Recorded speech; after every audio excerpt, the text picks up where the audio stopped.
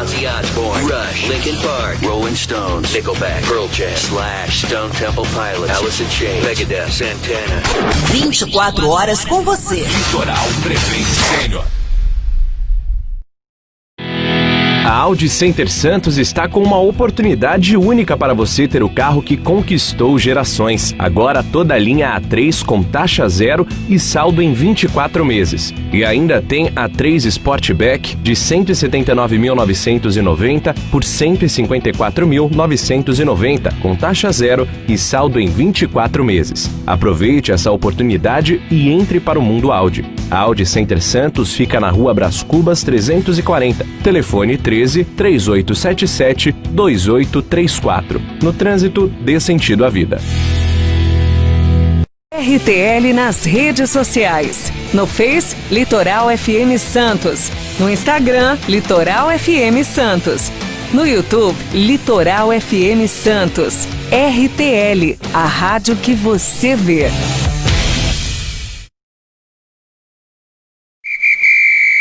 Agora na RTL, Virando o Jogo.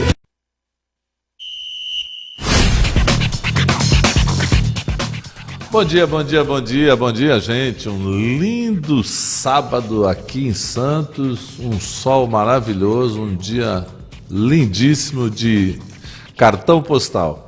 A gente está começando Virando o Jogo, o programa que fala do Santos Futebol Clube, em especial das eleições que vão ocorrer esse ano, em dezembro de 2020, no Santos Futebol Clube. O segundo cargo mais importante da cidade, que é o de presidente do Santos Futebol Clube, depois do prefeito, o segundo cargo mais importante é o cargo de presidente do Santos Futebol Clube. E a gente está nessa sequência, já entrevistamos Esmeraldo Tarquini, já entrevistamos Milton Teixeira Filho, já entrevistamos Rubens Marino, já entrevistamos o Wagner Lombardi.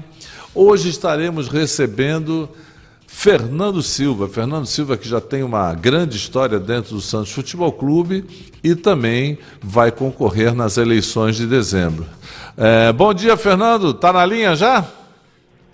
Bom dia. Estamos aqui na linha e à disposição para falar do nosso Santos Futebol Clube.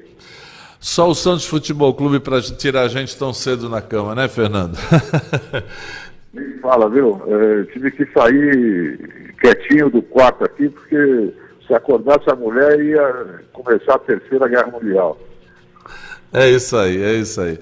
Bom, Fernando, primeiramente eu gostaria que você se apresentasse para o público santista que te ouve nesse momento e contar um pouco o que você é na sua vida particular e qual a sua história dentro do Santos Futebol Clube. Fique à vontade para mostrar o seu currículo, não só pessoal, como no Santos Futebol Clube. Bem, eu sou, meu nome é Fernando Silva, eu sou engenheiro químico formado pela Universidade Mackenzie.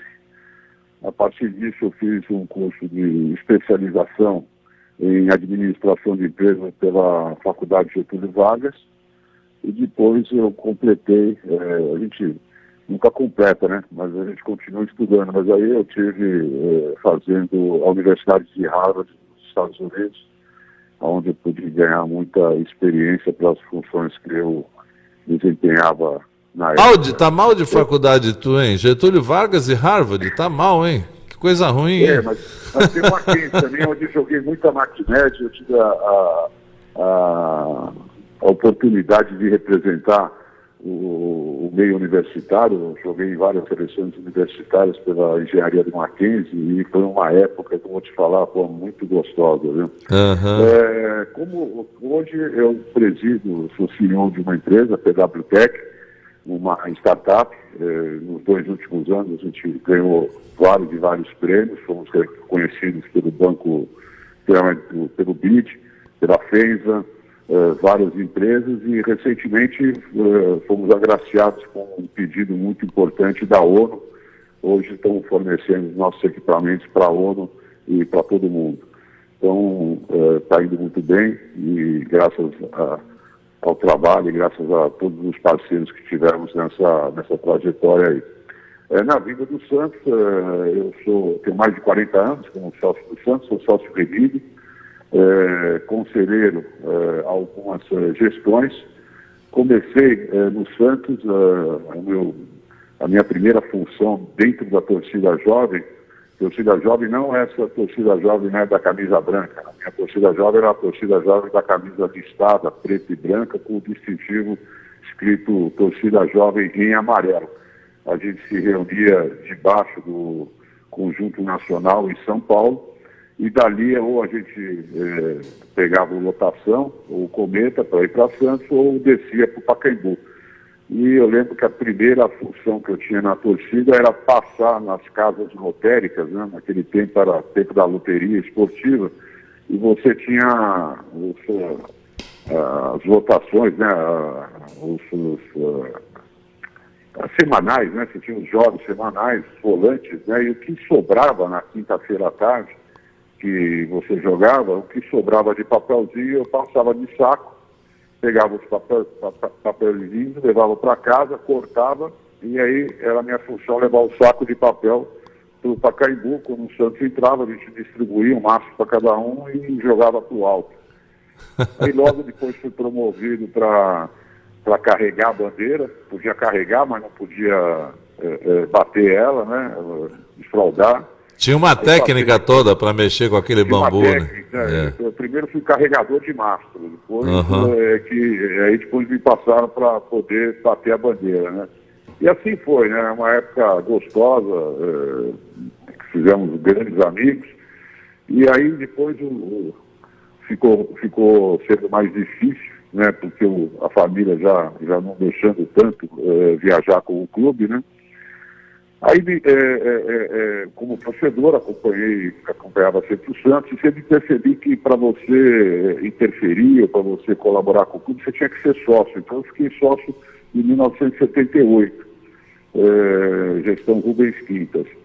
Quando foi em 2000, 1999, 2000, aquele gol do Ricardinho, eu achei que ali... Dolorido o gol do Ricardinho, né? Tudo tinha acabado, né? Aquilo ali para mim foi o fim da vida, porque no dia seguinte, quando eu fui levar meu filho na escola, ele falou para mim: pai, vai devagar, que eu preciso chegar depois que bater o sinal. Eu falei: não, mas por que, pô? Você tem que... Eu falei: pô, pai, eu sou o único santista da escola, pô, e vão acabar comigo hoje. Então eu tenho que entrar depois que a aula já começou, para a zoeira ser menos. E ali, à noite, naquele dia à noite, nasceu, junto com mais 5, 6 pessoas, na minha casa, nasceu o Movimento Resgate. E o Movimento Resgate veio para uma eleição, 3 meses antes da eleição, a gente montou uma chapa, e veio para uma eleição contra Marcelo Teixeira. E ali começou, né, uma luta de 10 anos, né, contra o Teixeirinho, e do que resultou na eleição de Luiz Alva, né? Porque, lógico, logo que a gente deu um susto no Marcelo na eleição de 2000, ele rapidamente mudou o estatuto no ano seguinte, inviabilizando a nossa participação política. Ele mudou 2 coisas, que a primeira, você para votar para ter direito a voto numa eleição, você precisaria ter 3 anos de associado e não mais 1. E a segunda foi que para você ser candidato a presidente, você deveria participar, tinha que participar por obrigação de 2 conselhos deliberativos. Como a eleição no Santos não tinha proporcionalidade, ou seja, a gente fez 45% dos votos, ele fez 55% dos votos, mas ele levou o conselho inteiro. Então todos os 45% ficaram de fora.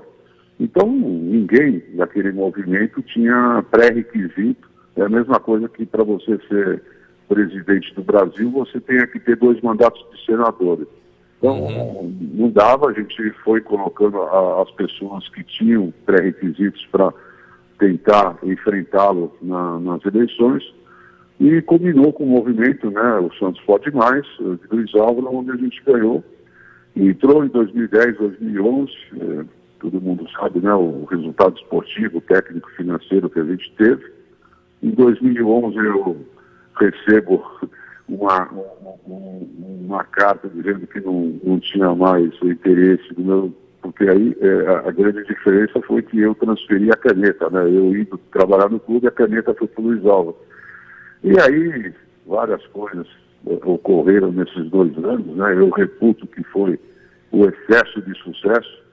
O excesso de sucesso gerou a busca do protagonismo, todo mundo querendo ser dono daquele sucesso que estava ocorrendo. E aí, velho, aí entra o ego, a vaidade, as agendas próprias, e virou uma confusão que culminou com o afastamento do Luiz Álvaro e a ascensão de Odílio. Aí para frente, a história está mais fresca na cabeça da gente.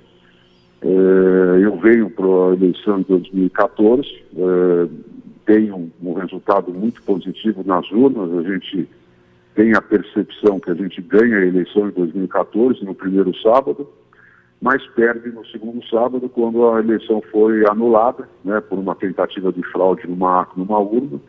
Em vez de se anular a urna, se anula a eleição inteira. E todo aquele pessoal que tinha se mobilizado para estar em Santos e em São Paulo para votar, perde o voto, tem que voltar a votar no outro domingo, e aí é outra história. Aí, para infelicidade do Santos, ganha Modesto Roma. A partir daí, vem a eleição 2017, eu tento uma união entre as oposições para vencer Modesto Roma. A união vai bem até os 30 do segundo tempo, quando o Pérez decide ser candidato por ele mesmo. Nabil decide ser candidato por ele mesmo, e eu já tinha falado que eu ia ficar de fora, fico de fora, e vem Andrés Rueda.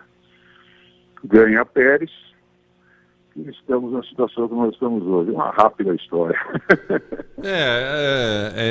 O que você falou é verdade, né? Às vezes a pessoa se propõe a uma coisa, quando está sentado na cadeira, muda. A vaidade, eu falo muito pro meu filho: olha, filho, vaidade e ciúmes bota o ser humano nas situações mais ridículas. Cuidado com a sua vaidade e com seus ciúmes, porque a gente fica cego por isso, né? Eu acho que a gestão do Luiz Álvaro começou muito bem. Ele era um cara que tinha um poder de convencimento muito grande, tinha o dom da fala, né? Mas realmente o excesso de sucesso, né, fez ele se perder em um monte de situações. A gente já volta nisso. Me diz uma coisa, você comentou agora do Pérez. Corre aqui a boca pequena em Santos que você é o candidato do Pérez. Isso é verdade? Você tem alguma coligação com o Pérez nessa próxima eleição, ou tua candidatura não tem nada a ver com o Pérez? Exponha isso, que é para o torcedor santista saber qual é a tua posição em relação à situação, à gestão atual, né? Então, isso é muito engraçado, né? A gente... qual a leitura que a gente vê disso, né? A gente está crescendo muito rápido, né? A gente está importando muito rápido, a gente está atraindo pessoas muito importantes e interessantes, porque se você fizer uma análise dos últimos 20 anos, 25 anos de vida política, eu, diferente de a maioria das outras pessoas que estão no cenário político, eu nunca estive do mesmo lado do Pérez, nunca. Desde que a gente fundou a Resgate lá para ir para a eleição, e ele, aproveitando aquele movimento Resgate, ele fundou a Santos Homem Vivo, né, com os mesmos propósitos. Desde esse momento, a gente nunca teve junto, né? E aí agora tem muita gente, né, que já foi funcionário dele, que já foi chefe dele, que já esteve na mesma chapa política, chutando cachorro morto. Então, porque hoje não tem, né? Você falar mal da gestão Pérez, você bater no mesmo. Quer dizer, nós temos que ver como vai ser o Santos a partir daqui. Esse cenário já está aí, o cenário de terra arrasada já está aí, igual o cenário que a gente pegou em 2010. Então, falar que eu sou candidato da situação é um desespero total. Logicamente que tem conselheiros importantíssimos, conselheiros muito bem preparados, que estavam, né, que entraram na chapa do Pérez, como tem conselheiros muito preparados que entraram na chapa do Andrés, conselheiros muito bons também que entraram na época na chapa do Modesto. Todos esses já tinham tido algum tipo de relação com a gente. no movimento resgate. Então, estão todos voltando para a casinha, né? Estavam emprestados por aí. Agora, falar que eu sou candidato da situação é uma atitude desesperada, porque eu nunca tive do lado do Pérez, né? E não seria agora. É bom deixar isso bem claro, porque às vezes, até pela situação de dificuldade que está a gestão atual, né, isso pode ser utilizado pelos seus adversários para tentar te coligar a uma situação que não tem nada a ver com você, né? Mas repetindo, o Pérez tinha muitos recursos disponíveis na chapa dele, né? Inclusive o Rolo também tinha ativos importantes nas chapas dele.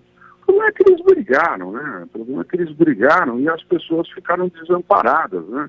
Você vê que uma chapa que entra com 60, 70 conselheiros tem a primeira votação, que é para você mostrar força do teu grupo, você não consegue fazer nem esses votos das pessoas que entraram na sua chapa. Então isso é o que a gente prega, né?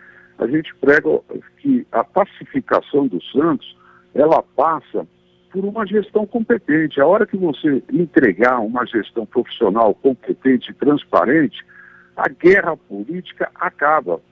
A hora que você não fizer acordos políticos para montar uma chapa, acordos políticos que vão resultar em distribuição de cargos, você acaba com isso no primeiro dia, porque nenhum conselheiro ele se dispõe a ir para uma reunião de conselho com 2 revólveres na cintura para atirar na boca do presidente. Não acontece isso. É o presidente que vai, né? O presidente e o conselho de gestão que vão dando mostras, que vão dando sinais, que vão dando provas de má versação do dinheiro, de más decisões. Com isso, o conselho fica dividido porque ele já entrou dividido, ele já é uma chapa que é um retalho, que é um monte de subgrupos políticos. E é isso que a gente quer mostrar diferente nessa eleição, né? Eu, por exemplo, eu já tive a oportunidade de fazer acordos políticos com todos esses players, com todos esses candidatos que estão aí hoje disputando. Nenhum acordo político deu certo, né? Hoje é fácil você falar do acordo político Pérez e Rolo. Lógico, ele foi um fracasso. Mas tem vários para trás, inclusive o nosso, um dos que a gente fez. A gente fez acordo político em 2009 com o Rodrigo e com o Rolo. Enquanto a bola entrou, e o sucesso, né, no campo esportivo era tamanho, estava todo mundo quietinho. A hora que a bola começou a bater na trave, a hora que o negócio não entrou, a hora que começou os egos e vaidades a sobreporem, os caras que eram os grupos políticos que estavam no acordo, já começaram a manifestar, e foi a pressão para o impeachment do Luiz Álvaro e darem um golpe branco no Luiz Álvaro. Então, mesmo no sucesso, o acordo político não dá certo, né? Então quando o filho é feio, ninguém é pai, né? Quando o filho é bonito, todo mundo quer capitalizar em cima, né? Isso é muito comum. E se você não está unido, se você não está homogêneo, se você não tem um grupo consistente que pensa a mesma coisa, dificulta muito. Daí a nossa posição de vir para essa eleição com um grupo diferente, né? Com um grupo que não vamos fazer acordo político, porque a gente já viu que isso não dá certo. Pessoas que estão tradicionalmente, ao longo de vários anos, pensam um Santos diferente, nunca estiveram do mesmo lado. Uma já traiu a outra, e não foi uma vez, foram várias vezes. Agora a gente tem que acreditar que do momento zero para frente, ninguém vai trair mais ninguém, que todo mundo vai ser bonzinho, que todo mundo não vai pedir nada, que não vai ter a conta para pagar. Aí é subestimar a inteligência do sócio santista. Então, Fernando, na verdade, em cima disso que você está falando, eu acho que isso é um grande problema que acontece hoje, porque o Santos hoje é uma empresa de médio porte, o valor de dinheiro que circula anualmente num clube do porte do Santos Uma empresa de médio porte, apesar de ser um clube grande, a gente fala, quando você que trabalha em empresa sabe que o valor que gira no Santos é uma empresa de médio para grande porte. Não só no Santos, mas como todos os clubes do Brasil. É que a gente sabe, se for comparar com uma Petrobras, é um nada. Mas o que acontece? O que a gente vê muitas vezes é que essa negociação política é feita com moedas de troca, que são os cargos hoje muito bem remunerados que existem na estrutura, no organograma do Santos Futebol Clube. A gente vê pessoas que no mercado teriam um salário de 5, 6, 7 mil reais, quando entram no futebol profissional, os salários vão para 40, 50, 60, 70 mil. Então, muitas vezes, esses cargos são disputados a ferro e fogo. E o presidente fica nessa guerra, porque as pessoas, eu te apoio, virou como se fosse uma prefeitura, quer dizer, aí a gente começa a fugir da meritocracia, começa a entrar a politicacracia, né? Que é, pelo bom relacionamento que eu tenho com o presidente e tal, isso gera desconfiança, gera incapacidade, gera pessoas incapazes ocupando cargos vitais para a administração do clube. Como administrar tudo isso? Como fazer essa relação política com esses conselheiros ou com essas pessoas próximas do presidente, sabendo que muitas vezes as pessoas não estão lá, como dizia o saudoso John Fitzgerald Kennedy, né? Vendo o que elas podem fazer pelo Santos Futebol Clube, e sim elas vendo o que o Santos Futebol Clube pode fazer por elas. Como negociar isso aí sem vilipendiar a estrutura do Santos e sem fazer mal para o Santos? Então, a gente pensa exatamente, a fotografia que você tirou é a realidade. Então a gente já viu isso, né? Então todo mundo já concorda com isso. Mas todo mundo monta a sua chapa ou monta o seu plano de governo falando que não vai fazer isso, mas faz isso, porque são os acordos políticos que você faz. Então eu, quando aceitei ser candidato, né, um grupo foi na minha casa, aliás não foi na minha casa, foi numa pizzaria, onde todos eles olharam para mim e falaram, mas você tem que coordenar, você tem que fazer a mesma coisa que você fez no movimento Resgate. Ou seja, chamar todo mundo, liderar um movimento e vamos para uma eleição. Eu falei o seguinte, a primeira coisa que eu falei é o seguinte, olha, tem uma condição. A primeira condição é, nós não vamos fazer acordo político. Mas como não, pô? Nós temos aqui gente que é primo, gente que é meio irmão, gente que saiu porque está brigado, gente, isso aí a gente não vai trazer. Não vamos fazer acordo político. Ou a gente tem um grupo que tem a chance de ganhar a eleição com um projeto de governo, com um plano de gestão, né? E qual é o nosso modelo de plano de gestão? É o mesmo que nós fizemos em 2010, 2011. Nós vamos trazer um comitê de gestão, que na época tinha outro nome, chamava Guia, e depois passou, ele nasceu como Conselho de Administração, depois ele foi chamado de Guia, e depois ele foi oficializado como Conselho de Gestão. O clube não é para ser governado, dirigido pelo presidente, não é um regime presidencialista. Nós temos um regime de 9 pessoas que gerem o Santos. E cada um deles tem um espelho no executivo, é um profissional liberal, ou uma pessoa da indústria, ou uma pessoa do marketing, ou uma pessoa do jurídico, que seja um espelho dos gerentes executivos. Foi assim que a gente formou o Guia e foi uma das razões do sucesso que a gente teve em 2010, 2011. Então o modelo de gestão é esse. O CG não é um organismo político, ele virou político a partir da gestão de Otílio. Então, essa é uma coisa. E a segunda é, não vamos fazer acordos políticos, porque todos que estão aqui já passaram por um tipo de acordo político, e você vem um cara lá de um bairro, ou vem um cara de uma associação e fala, não, eu trago 50 votos, eu trago 100 votos, eu trago não sei o quê, o que você quer? Eu quero 6 posições no conselho, eu quero 18 cargos ali de cozinheiro, de segurança, de auxiliar técnico da base, de não sei o quê, e faz lá o pacote de desejos, né? Então isso a gente viu que não dá certo. Então o clube está cheio disso, está loteado disso. E aí entra, o pior é que entra o presidente, a nova gestão, manda todo mundo embora que está lá, sem saber quem tem condição e quem não tem condição, gerando um passivo trabalhista que ano a ano aumenta exponencialmente.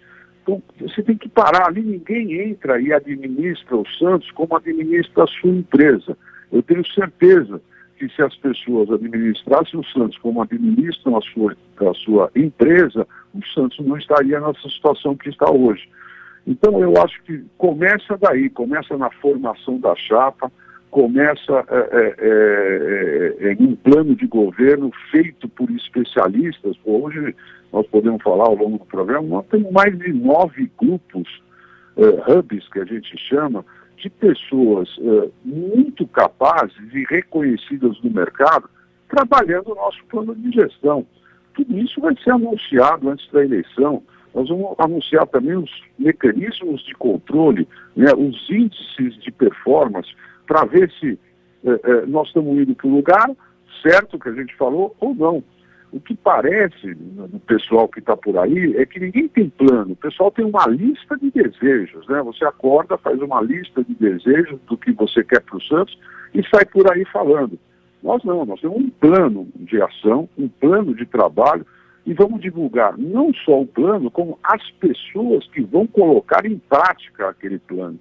Se não vira um PowerPoint bonitinho, colorido, e vira o que a gente viu nas últimas eleições, né? Ah, tá bom, o PowerPoint está lindo. Quem é que vai fazer isso aí acontecer? E de que maneira você vai fazer isso acontecer?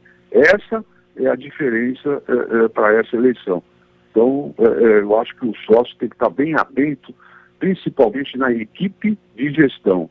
Quem vai transformar o PowerPoint bonitinho em realidade?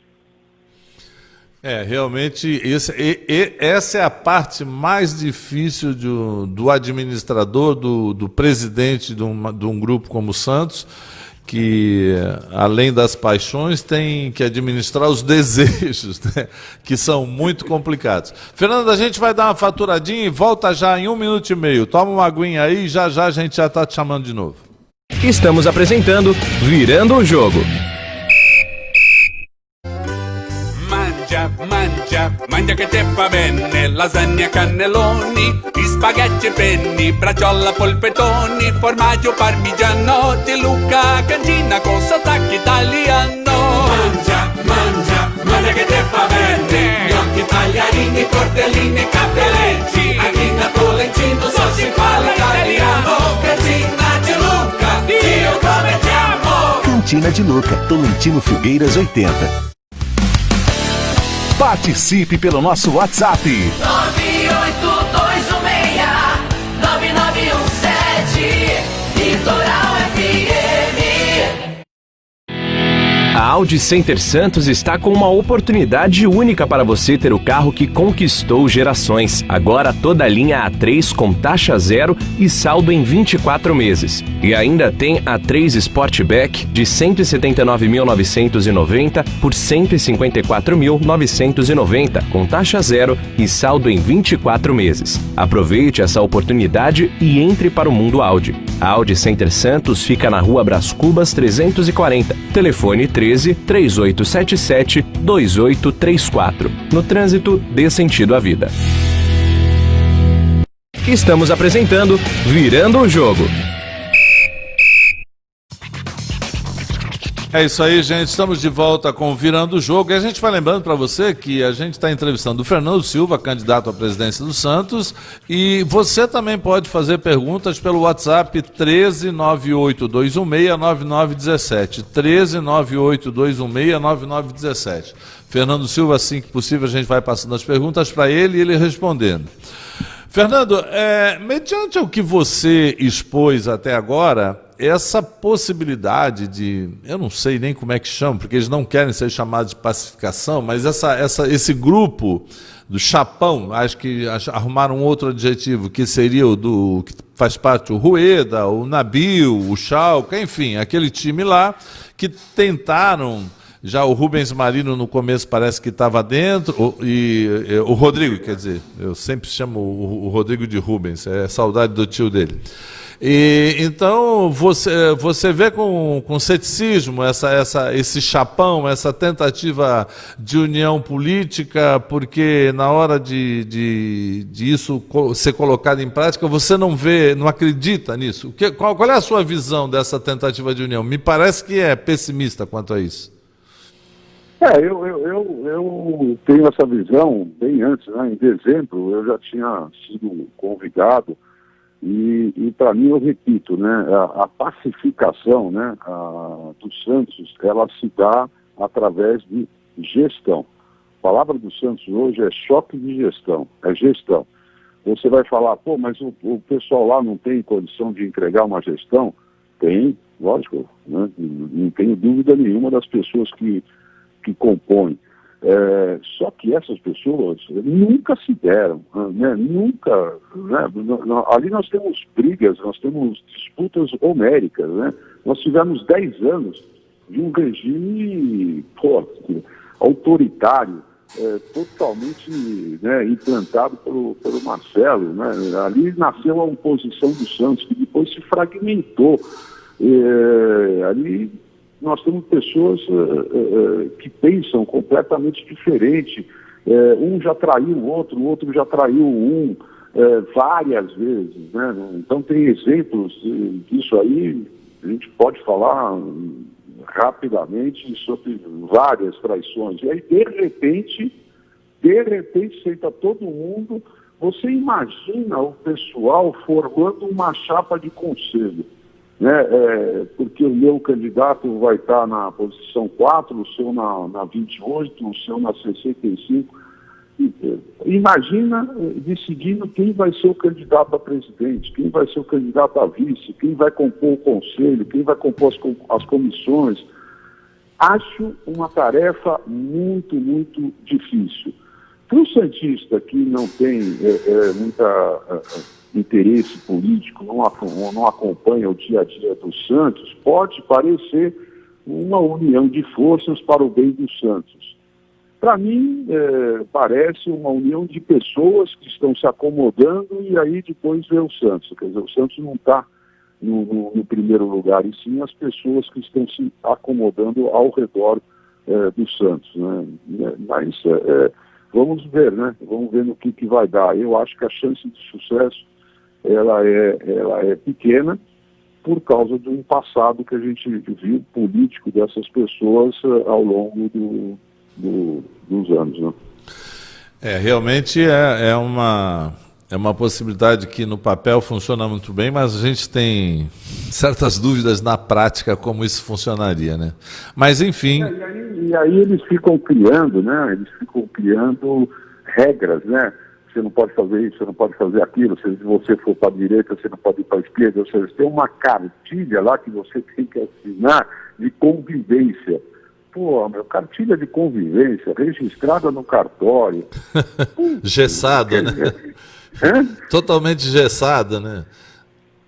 Não, e aí, pô, você escorrega, vai para cá, vai para lá, o que rasga a cartilha, tem penalidade, fica ajoelhado no milho, fica 3 dias sem comer doce, como é que é? Não entendo. Uhum.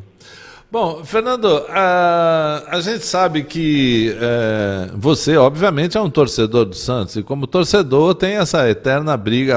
Na hora que você, teoricamente, se tornar um futuro presidente, o presidente do Santos, não o futuro, você está concorrendo para isso, você vai ter uma briga interna da razão com a paixão, né? Isso é muito difícil. A gente cansa de ver presidentes aí que eles não são belos administradores na sua vida particular, mas quando envolvidos pela paixão do futebol, né? Que a grande dificuldade do futebol é você tentar cauterizar a paixão para tentar programar, para às vezes montar resultados a longo prazo.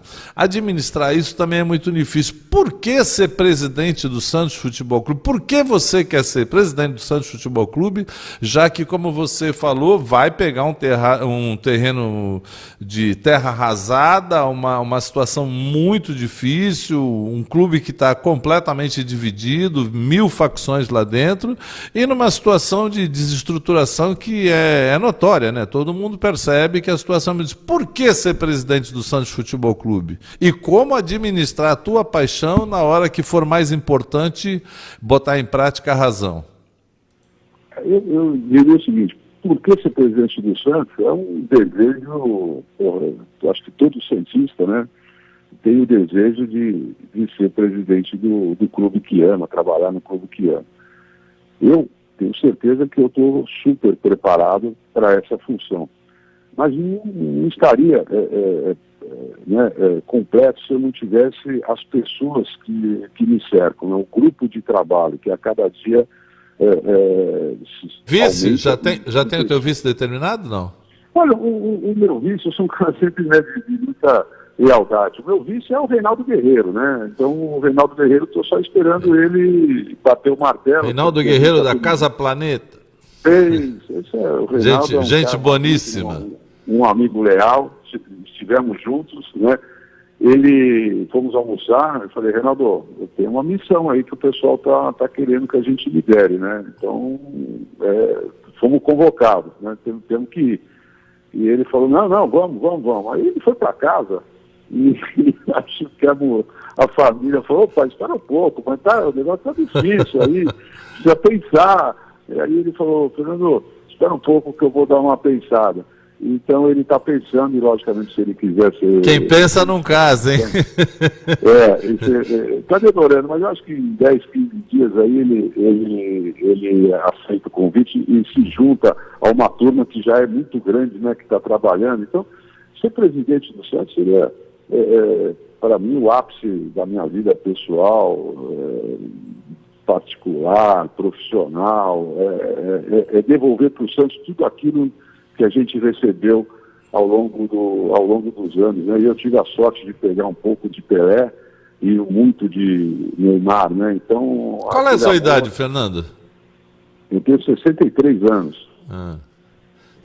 Tá bem, tá bonitão ainda. Tá no auge da idade, eu tô com 62, estamos pertinho.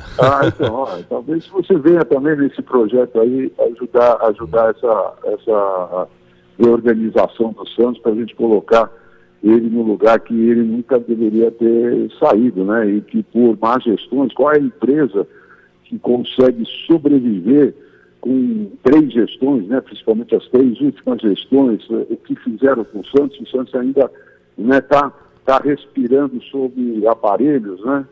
Mas está respirando, e a gente acha que a gente tem chance, tem um mundo de oportunidades aí para frente, né? O pessoal vem e fala comigo, você é louco, pô, isso é um abacaxi, isso é não sei o quê. Eu falo, tem tanta oportunidade, cada reunião que a gente faz do planejamento nas áreas específicas, ontem, por exemplo, a gente teve uma reunião de 2h30 sobre futebol de base, né? O que precisa ser feito, porque quando a gente entrou em 2010, a gente tinha um grupo ali de 8 pessoas, 7 pessoas, que a gente não esperou dia 2 de janeiro ou 1º de janeiro para assumir. Assim que terminou a eleição, na segunda-feira, a gente cada um já foi para o seu lugar, tentando abraçar as coisas, tentando entender o que estava acontecendo. E a gente, nessa vez, é a mesma coisa. Todo mundo já sabe para onde tem que ir, o que tem que fazer, mas não dia 1º de janeiro, sim dia 16, 17 de dezembro, né? Porque a tarefa é complicada. Então, o meu maior sonho é ser presidente Santos, e o meu maior sonho é, daqui a alguns anos, poder estar num campo de futebol junto com meus filhos e meus netos, gritando é campeão. Né? Então, esse é o maior desafio, o maior sonho que eu possa ter, porque se a gente for gritar é campeão, junto com o neto e com o filho, isso é um negócio impensável hoje, né? Porque a gente hoje vai lutar pela sobrevivência de Santos, né? Inclusive eu tenho uma pergunta aqui no WhatsApp exatamente a respeito disso, do Edu Alexandre aí de Osasco, né? e ele está dizendo que o Santos precisa dar uma reformada no CT, porque o CT é a fábrica geradora de receita para o Santos, né? Como você visualiza a tua administração na base do Santos e o que você acha que está faltando hoje na base do Santos para a gente conseguir continuar produzindo grandes valores e, por consequência, grandes vitórias e receitas para o time? Como você vê na tua gestão a base do Santos? A base hoje, ela está, vamos falar em geral, né? A base está totalmente sucateada, né? A gente perdeu toda a captação, a gente perdeu o DNA, a gente perdeu, né? A base, ela tem que formar primeiro o estilo do jogador, né? O Santos é um time que joga livre, joga solto, joga para frente, né, dentro de uma organização tática, logicamente que você vai mudando dos 11 aos 20. Então hoje você fica com... não foi feito quase nada de 2010, 2011. Você tem problema de campo, você tem problema de alojamento, você tem problema de acompanhar as famílias dos jogadores que se alojam em Santos. E principalmente hoje na captação, o Santos tem um problema muito grande, porque entrou um concorrente muito importante que foi o Palmeiras. O Santos, ele era, além da camisa que pesa, da camisa que dá visibilidade para o jovem jogador que quer vir para o futebol, ele sempre pensa no Santos. Por que ele pensava no Santos? Porque é o time que promove mais rápido, é o time que bota para jogar rápido no time de cima. Então ele tem esse sonho, essa perspectiva. Hoje os times estão fazendo isso, e o Palmeiras está fazendo isso muito bem. Então ele está já colocando o pessoal da base dele para jogar no time de cima. Com isso ele está captando muito melhor do que o Santos. O Santos já foi passado para trás por vários clubes. Então a captação do Santos está minada, a gente perdeu todos os canais, as parcerias que a gente tinha. O Santos não respeita a parceria na captação, então quando surgem talentos e vêm oferecer para o Santos e tem que fazer aquele acordo, né, para um jogador vir, o Santos não respeita. Isso vai cair no mesmo discurso de todas as áreas do Santos. O Santos não tem credibilidade hoje no mercado. Então você não tendo credibilidade, o teu fornecedor, o teu cliente, o teu funcionário não acreditam em você. Com isso, a roda não anda, né? Então faz parte lá do nosso Você planejamento. deixa de ser a opção mais desejável, né? Começam a aparecer outras opções melhores e você começa a ficar num segundo plano, né? Isso que você está falando, que sempre foi cultuado na molecada que pretende ser jogador de futebol, o Santos era um dos objetivos principais exatamente por ter essa fama de clube que dá oportunidade, que traz jogadores da base, que revela a molecada e tem coragem de colocar, não sei se por planejamento ou por desespero, enfim, mas os jogadores que vêm da base do Santos acabam chegando ao profissional com mais velocidade. E quando você começa a perder isso, você passa a não ser a primeira intenção da molecada. É exatamente isso que você está falando, né? Exatamente. Então, e isso você pode expandir para todas as áreas do clube, né? Por isso que a gente, tudo começa por um bom plano, né? A gente tem 4 pilares aí no nosso plano, que é a profissionalização da gestão, né? Investindo em pessoas, processos e ferramentas. O plano 2, que é o que a gente está falando, o resgate da credibilidade da instituição Santos Futebol Clube, especialmente a credibilidade financeira, seja na questão da redução do endividamento, seja para a atração de novos investimentos e parcerias. Né? O projeto Futebol Integrado, que vai na base, retomando especialmente o trabalho de excelência que fizemos lá em 2010, 2011 com a nossa base, que se perdeu nas últimas gestões. E aí vem a inovação, né? Um hub de inovação, porque o mundo mudou. Eu sou um cara de inovação, a minha startup é super premiada, eu estou no meio de startups, no meio de inovação, que é desenvolver um ecossistema, né, de inovação, tendo o clube como uma espécie de incubadora, né, para as empresas. A gente vê na inovação, a gente tem sempre muita dificuldade de fazer o MVP, né, de testar o teu produto, não tem aonde. Então o Santos e a cidade de Santos tem que ser um polo, né, uma incubadora para empresas e empreendedores que desenvolverem os seus produtos, aplicativos e serviços, né? Com isso a gente dá 2 saltos para frente, né? A gente traz, porque hoje tudo vai, eu gosto de falar, né? O grupo gosta de falar que nós vamos trazer o Santos do analógico para o digital. Nós vamos ser o Santos Futebol Clube digital, mas hoje nós somos analógicos, então a gente vai promover essa transformação no Santos, através desses 4 pilares aí que eu estou falando para você. Isso é vital, porque hoje a gente vê a importância das redes sociais, até na eleição do país, a gente sabe o quanto as redes sociais hoje interferem na vida de todas as empresas, de todo mundo, né? A gente não pode ficar alheio à velocidade que a internet propõe as coisas para a gente, porque ela dá um feedback imediato se o que você está fazendo ou não está gerando resultado, está agradando ou está desagradando, né? A gente ainda vai voltar nesse assunto quando a gente falar de marketing. Eu queria saber o seguinte, Fernando, qual é a sua visão em relação à Vila Belmiro, a possível construção de uma arena, ou ao retrofit? O que você, numa possível futura gestão, pretenderia fazer com a Vila Belmiro, ou se você acha que seria mais interessante um retrofit da Vila, uma reforma, uma modernização do estádio, já que é um estádio tão glamuroso, tão conhecido no mundo inteiro, ou se você acha que a opção de uma arena seria mais interessante. Obviamente em Santos não existe o local para construir a arena, provavelmente ela tivesse que ser construída ou em Cubatão, ou mesmo para Diadema, São Paulo, enfim. Qual é a sua visão desse ponto nevrálgico hoje no Santos? Como você diz, né, é um ponto nevrálgico. Mas eu diria que nesse momento, eu acho que a principal pergunta sobre esse tema não é ser contra ou a favor, é se é viável ou não construir uma nova arena, né? Agora, isso não significa que a gente não vai dar atenção a esse tema, pelo contrário. A gente gosta de tomar, eu principalmente fui treinado a minha vida, né? Você falou de Harvard, mas foi exatamente isso que eu fiz em Harvard. Tomar decisões baseadas em informações e não em achismo, né? E nesse sentido, a gente tem um time, né, um grupo de pessoas, eu já participei de 2 reuniões nesse sentido, especialmente dedicado a esse tema. Há muitas variáveis a considerar nessa equação dessa decisão. Por exemplo, comportamento do público pós-pandemia. Como que vai ser o mundo pós-pandemia, né? A necessidade de aumento de público e receita com bilheteria, né? Os clubes estão em outro patamar. Isso vai acontecer ou não vai acontecer? Possibilidade de aproveitamento do equipamento estádio para shows, né? Não dá mais para fazer um estádio para você jogar bola, você tem que ser um estádio arena para ter outros eventos. Reforma ou construção de nova arena?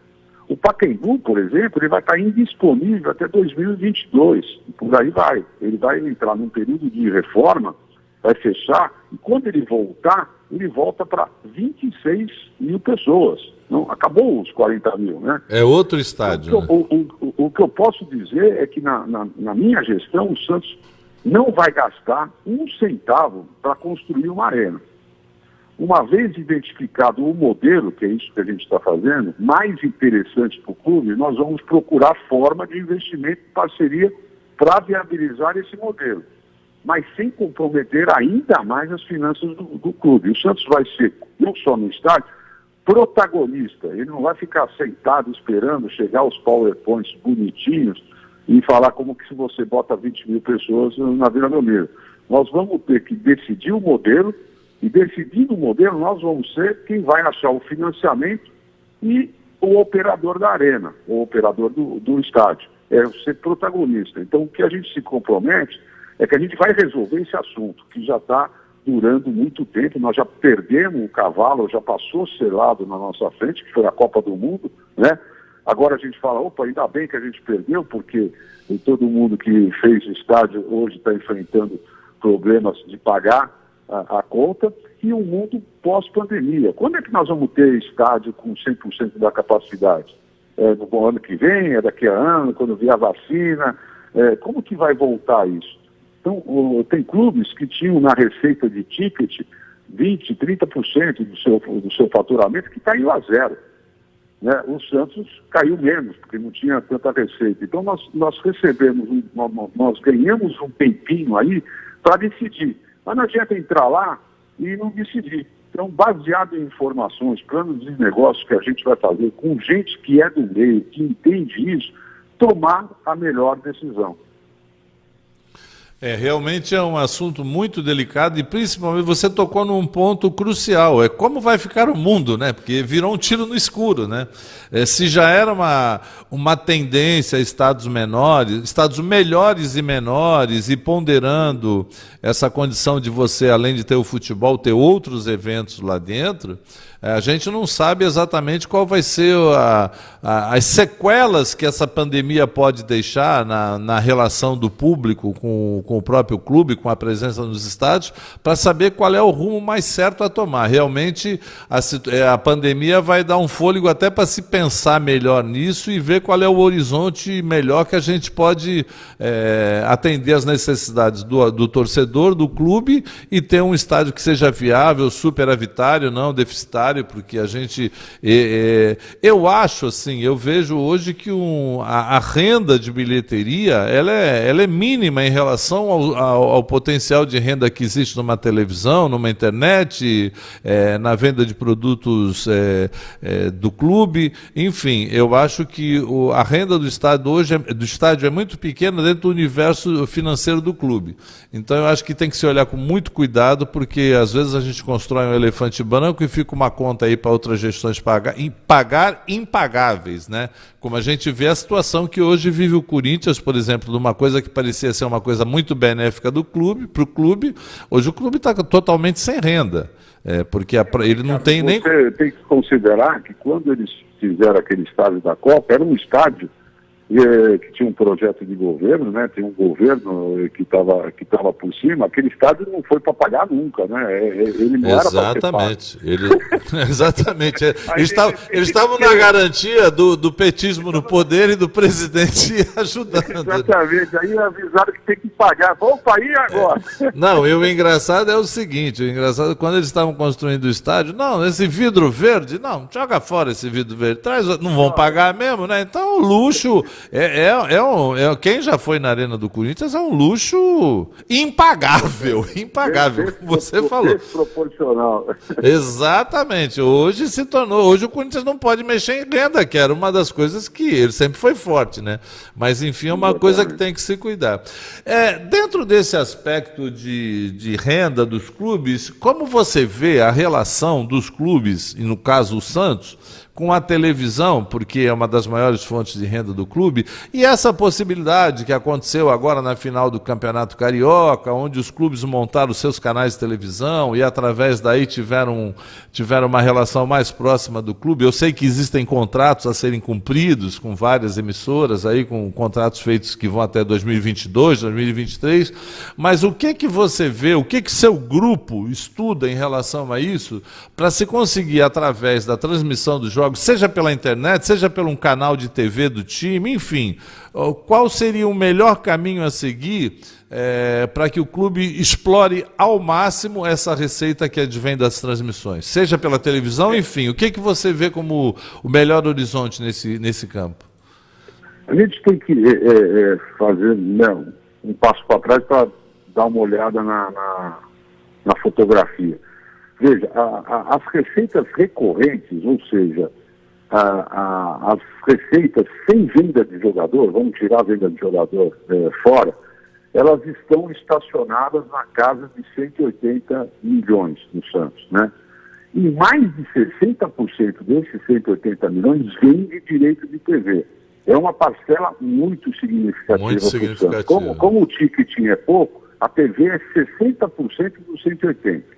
Agora, não podemos ignorar que há uma série de variáveis que estão em ebulição, né, nesse momento. E nós não podemos ficar apenas, sentar na cadeirinha do ônibus e ver o que vai acontecer. Ficar na condição de espectador. Tem uma MP aí que pode se tornar lei que muda significativamente o mercado e o potencial de comercialização dos direitos de televisão, de transmissão. Do ponto de vista de tecnologia, o streaming, né, é uma realidade. E o 5G vai turbinar ainda mais essa possibilidade de venda desse conteúdo.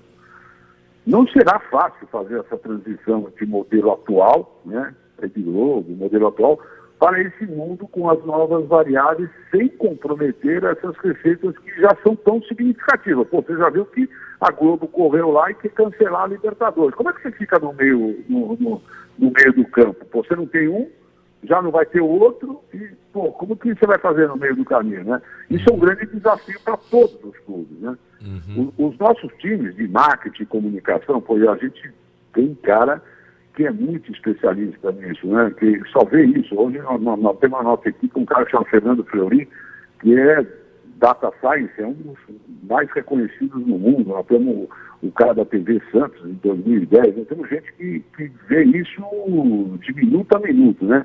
Já estão debruçados em estudar o que os clubes europeus e franquias de esportes americanos estão fazendo. Vamos aprender com quem sabe, né? Estão fazendo em desenvolver alternativas de geração de novas receitas nesse novo cenário. Semana passada, eu tive uma reunião com o head de mídia do Orlando City. Pô, é brincadeira, né, meu? O cara fala uma hora no teu ouvido, você fala que os caras estão 200 anos na frente, né? É um brasileiro que é dono do Orlando, né? Diogo Cocho, que é um santista fanático. Então ele abriu... Ele é santista? Santista, pô. Não sabia. Enganjado na campanha, mandando... Você imaginar, o Santos não tem uma plataforma. O Santos é uma reunião de planilhas Excel. Que cada presidente que anda, cada gestão que entra, joga as planilhas que estão fora e fazem outras. Então, eu tive uma reunião junto com o pessoal da SAP ou do Salesforce, para você contratar uma plataforma. Você sabe que você implantar uma plataforma numa empresa, ela demora tempo, pô. Você tem que botar tudo para dentro, né? Os dados tudo para dentro, acessar tudo. O Santos tem uma história. Para o próximo presidente que vier, depois de mim, ele já pegar o nível num certo lugar e daí para cima, ou seja, não pode jogar para baixo, né? Porque os caras destroem o trabalho do outro. Mas por quê? Porque não tem histórico, não tem dado, não tem plataforma, não tem uma plataforma. Então não dá para fazer nada disso que a gente está falando, de aumentar a receita, de streaming, sem uma plataforma de dados. Então, são coisas básicas, mas coisas que ninguém está preocupado. O cara entrou lá e, porra, entendeu? Achou que a planilha de Excel ia resolver. Então, você vê que a gente está falando de receita de direito de TV, a gente foi parar que a gente não tem plataforma. Uhum. Realmente é muito... Nossa, como é que é o nome desse menino do Orlando Magic, que é o dono lá? Diogo, então. Eu tenho família, eu tenho um irmão e uma irmã que mora na Flórida, né? E é incrível. Mora na Flórida, mas no sul, em Coral Spring, que é perto de Fort Lauderdale, e o outro mora em Miami, é longe de Orlando. Eles recebem telefonemas do departamento de marketing de Orlando convidando para ir assistir o jogo, oferecendo. É incrível o trabalho que eles têm de marketing. Bom, eles estão uns 5 mil anos-luz na frente da gente, né? A gente foi falar com eles, mas a gente foi fazer... E aí a gente foi saber que eles têm uma parceria comercial. Com quem que eles foram aprender a fazer esse trabalho? Eles estão em Orlando, certo? Quem é que fica em Orlando? Qual a empresa que melhor sabe tratar cliente no mundo e que está localizada em Orlando? Porra, a Disney. Uhum. Então, ele falou o seguinte: como que eu vou dar para o meu fã, para o meu associado, um serviço pior do que o cara que acabou de vir de um parque da Disney?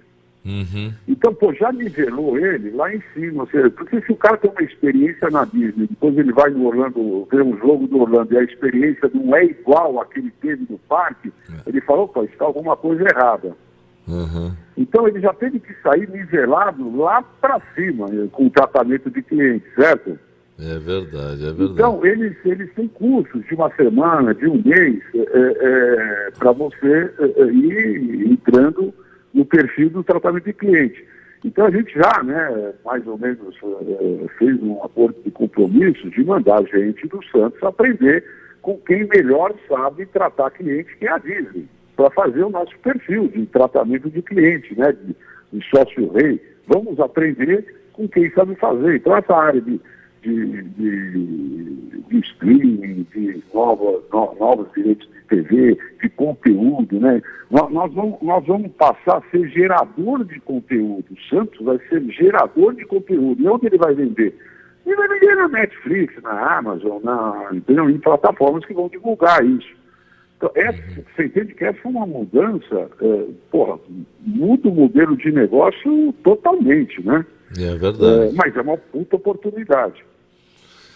É isso aí, Fernando, a gente vai dar uma faturadinha, vai lá beber uma aguinha rapidinho, a gente volta em 2 minutos. Estamos apresentando Virando o Jogo.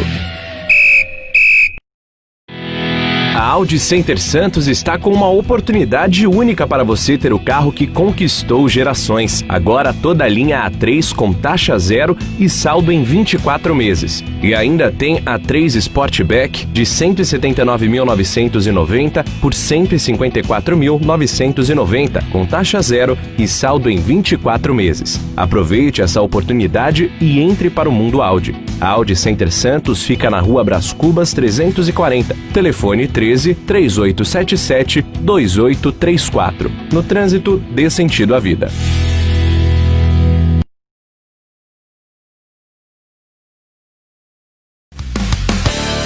Participe pelo nosso WhatsApp. 98216-9911. O aplicativo da Prevent Senior está ainda mais completo. Agora você conversa com seu médico por chamada de vídeo sem sair de casa. Tudo de uma forma bem simples e 100% segura. O teleatendimento diretamente no aplicativo Prevent Senior é a tecnologia ao lado dos beneficiários da operadora de saúde especialista em pessoas. Se você é beneficiário Prevent Senior, baixe hoje mesmo o app no seu celular. Siga o passo a passo disponível em preventsenior.com.br e fale com seu médico. Prevent Senior, ANS 30214-7. ZYD 944, 91,7. Rádio Litoral FM. Uma emissora da Musicom Brasil. Estamos apresentando Virando o Jogo. É isso aí, gente. RTL, Rádio e TV Litoral, aqui apresentando com vocês Ricardo Pérez, sobre a produção de Axel Júnior e nos comandos técnicos o grande Geraldo, torcedor do Náutico Capibaribe, da maravilhosa Recife. Você pode participar do Virando o Jogo pelo WhatsApp 982169917, 13-982169917, 13-982169917. É só mandar sua mensagem que assim que possível a gente vai fazendo as perguntas. A entrevista com o Fernando tá boa, passa rápido. A entrevista boa, passa rapidinho. Já foi 1 hora de entrevista, ainda tem mais 1 hora para você ligar aqui e fazer suas perguntas. Fernando... Ricardo, só antes de continuar, eu recebi aqui, né, no pessoal que está ligado, e eu cometi um erro aqui de nomes e nomenclatura. Fique à vontade, fique à vontade. Só para deixar claro, ele não é o dono do Orlando, ele é o executivo, ele é o de comunicação, e ele abriu um clube lá para todos os que quiseram conhecer, né? Então nós estivemos lá, estivemos conversando com ele, com o pessoal do Atlético Mineiro, a gente soube que teve lá, e outros clubes desde o modelo do Orlando. Então ele é VP de comunicação, o dono do Orlando, ele é o Flávio Augusto, né? Um cara que foi e é o majoritário, só para não ter aí... E o Santista é o Diego. O Diego é que é... O Diogo é torcedor do Santos. Ele abre o clube lá para quem quiser ver um modelo, né? Um modelo que eles desenvolveram, muito legal, porque, eles estão lá nivelados pela Disney, né? Foi concorrer com a Disney. O parâmetro é bem alto, o parâmetro de comparação é bem alto, a gente sabe. Quem já foi na Disney sabe, né? Não, e eles fazem um trabalho lá. Você vê, os Estados Unidos praticamente não tem tradição nenhuma no futebol masculino. E eles conseguem já lotar os estádios, as pessoas consomem, compram. É uma coisa que eles estão 1000 anos-luz na frente de qualquer país do mundo em marketing. Eles sabem explorar muito, eles sabem criar uma paixão e depois fazer essa paixão virar dinheiro, né? Cara, ele estava contando uma história que eles tinham um time feminino de futebol. E o time feminino, por uma ou outra razão, ou lá sei eu, pandemia, não sei qual foi a razão, eles decidiram não disputar o campeonato de futebol feminino, tendo uma equipe. Porra, mas o que eles fizeram? Eles perceberam que o público do futebol feminino, diferente do futebol masculino, ele torce pelo futebol feminino, pelas meninas, independente da camisa que elas estejam usando. Então o pessoal da torcida do Orlando adotou outro time, de outro lugar, para ser a sua torcida. Então a torcida, você imagina que a torcida feminina, de futebol feminino do Orlando, torcendo para outro clube. Então, todas as ações de marketing foram feitas em cima de um outro time com a sua torcida. Pô, isso é inimaginável no Brasil.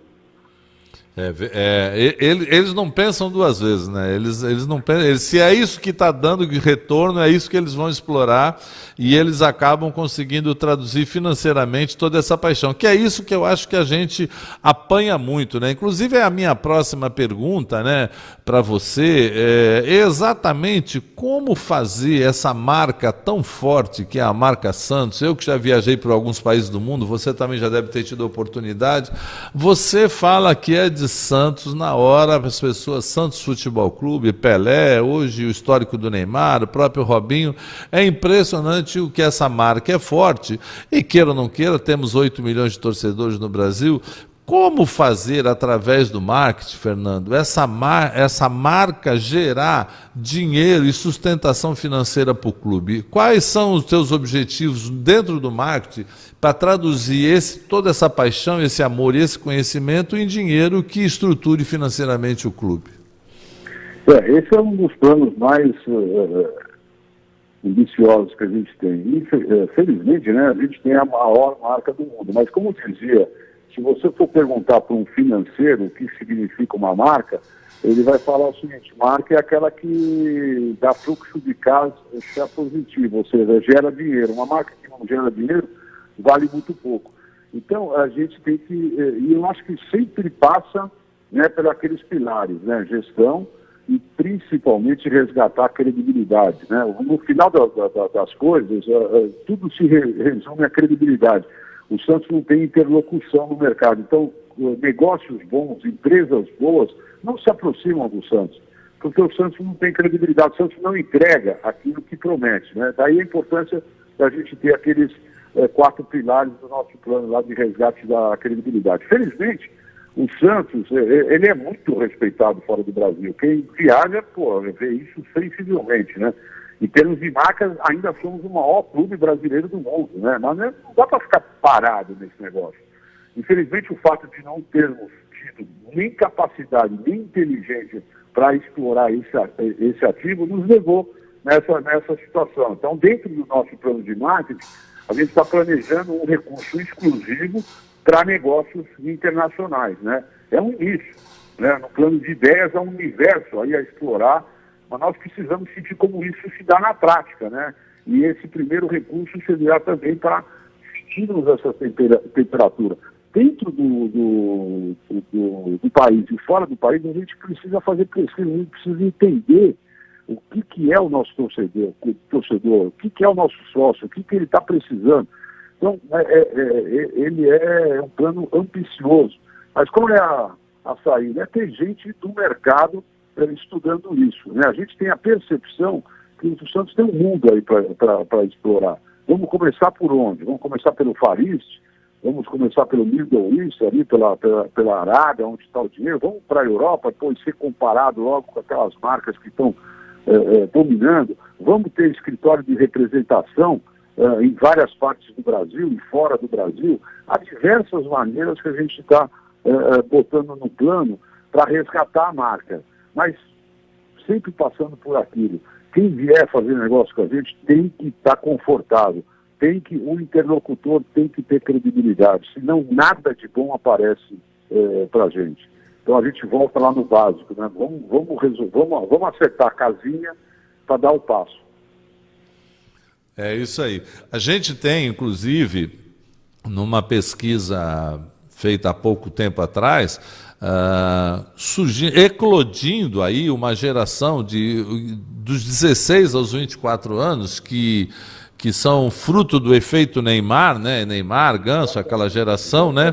Que estão entrando no mercado consumidor e a gente, numa pesquisa dada, o Santos é o time com mais torcedores nessa faixa de idade, exatamente pelo efeito do Neymar. Nós já tivemos a onda do Robinho e do Diego e agora está chegando no mercado. Então... mas a onda do Diego e Robinho, ela foi muito mais passageira, né? A onda do Neymar, a gente ganhou 5 títulos e o retorno esportivo do Neymar e o retorno econômico do Neymar foi um negócio absurdo. Então, naquela época, você tinha lá pais recuperando filhos que tinham perdido o filho para outro time, e você teve aqueles que eram filhos de corintianos e palmeirenses vindo para o Santos com o efeito Neymar. O que a gente não conseguiu fazer? A gente não conseguiu preservar, né, manter nem 30%. Mas eu volto a falar. A gente precisa pesquisa, a gente precisa entender quem são essa molecada que está vindo, porque esse é o lado positivo, né? Nós estamos com uma torcida agora jovem, mas nós, né, segundo os índices, os institutos de pesquisa, quando você faz 60 anos para frente, você sai da pesquisa também. Então, toda aquela geração Pelé, que nem a gente, está saindo da pesquisa. Então, você vai ter um aumento da geração Neymar, mas você vai perder um monte de gente que está saindo das pesquisas. Então vamos ver o que os números vão dizer. Mas a gente tem que entender o perfil do sócio, do torcedor santista, para montar o teu plano de negócio e o teu plano de marketing. Porque, inclusive, ia te fazer uma pergunta em relação a isso, né? Qual é a visão que você tem, a tua futura gestão, em relação às redes sociais? Que trabalho fazer nas redes sociais para captar esse público, né? Porque hoje, inclusive, eu acho que a audiência das redes sociais é infinitamente maior até do que rádio, televisão e jornal. E como captar isso para o Santos, através das redes sociais? Eu estou tentando uma sacada muito legal que talvez daqui a uma semana, 2 semanas, os outros candidatos vão incorporar também, mas isso vai ser bom para o Santos, porque é sempre assim. A gente criou, dentro do nosso planejamento, a gente criou uma área que vai chamar Santos Social Clube.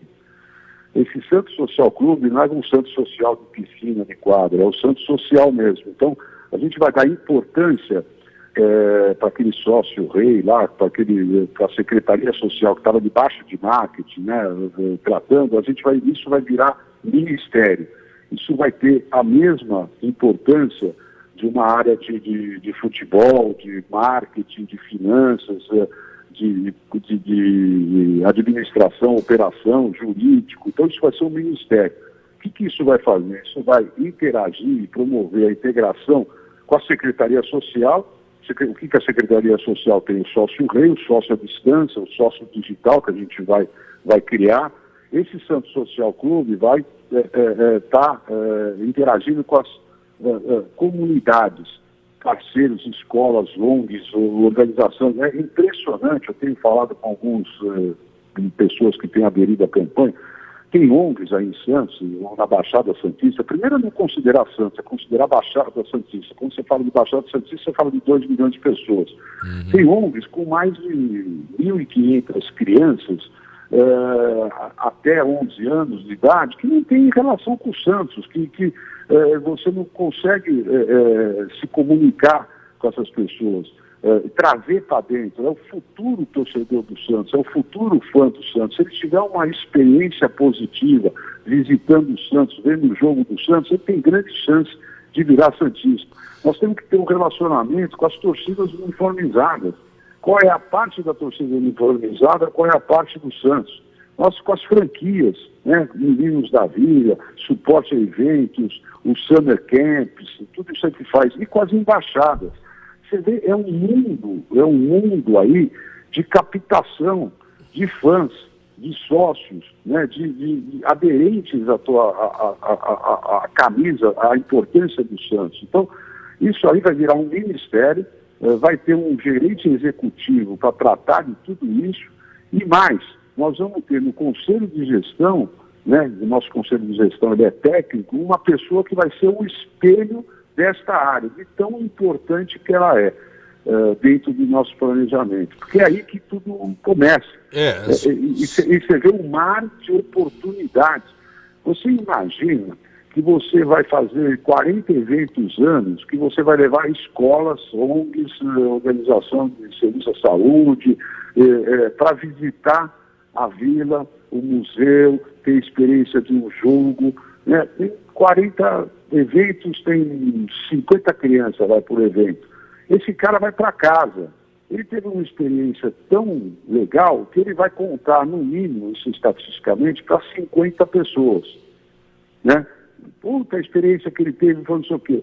Então, se ele converter, ele vai impactar, durante um ano, mais de 20 mil pessoas, com uma experiência super legal que ele teve. É a mesma coisa do cara ir lá no Parque da Disney. Ele está aqui contando que ele teve uma experiência legal.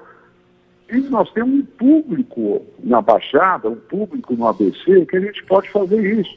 Com isso você vai criar relação com o time. Só para ilustrar o que você está falando, há uns 15 anos, 10 anos atrás, eu dava aula na Zona Noroeste, né? Você sabe que a Zona Noroeste é uma região um pouquinho mais afastada dessa Zona Central. Hoje está muito próximo, você com o carro chega em 2 minutos lá.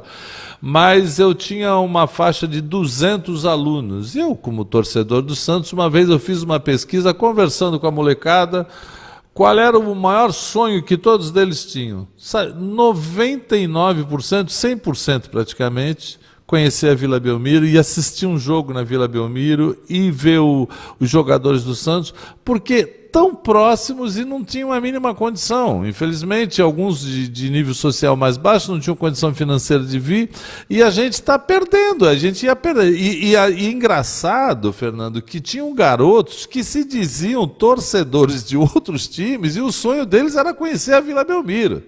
Quer dizer, é um moleque que você traz ele na vila, ele vira santista na hora. Como você falou, ele vai para casa, pega a internet, ele vai destrinchar o Santos e tudo.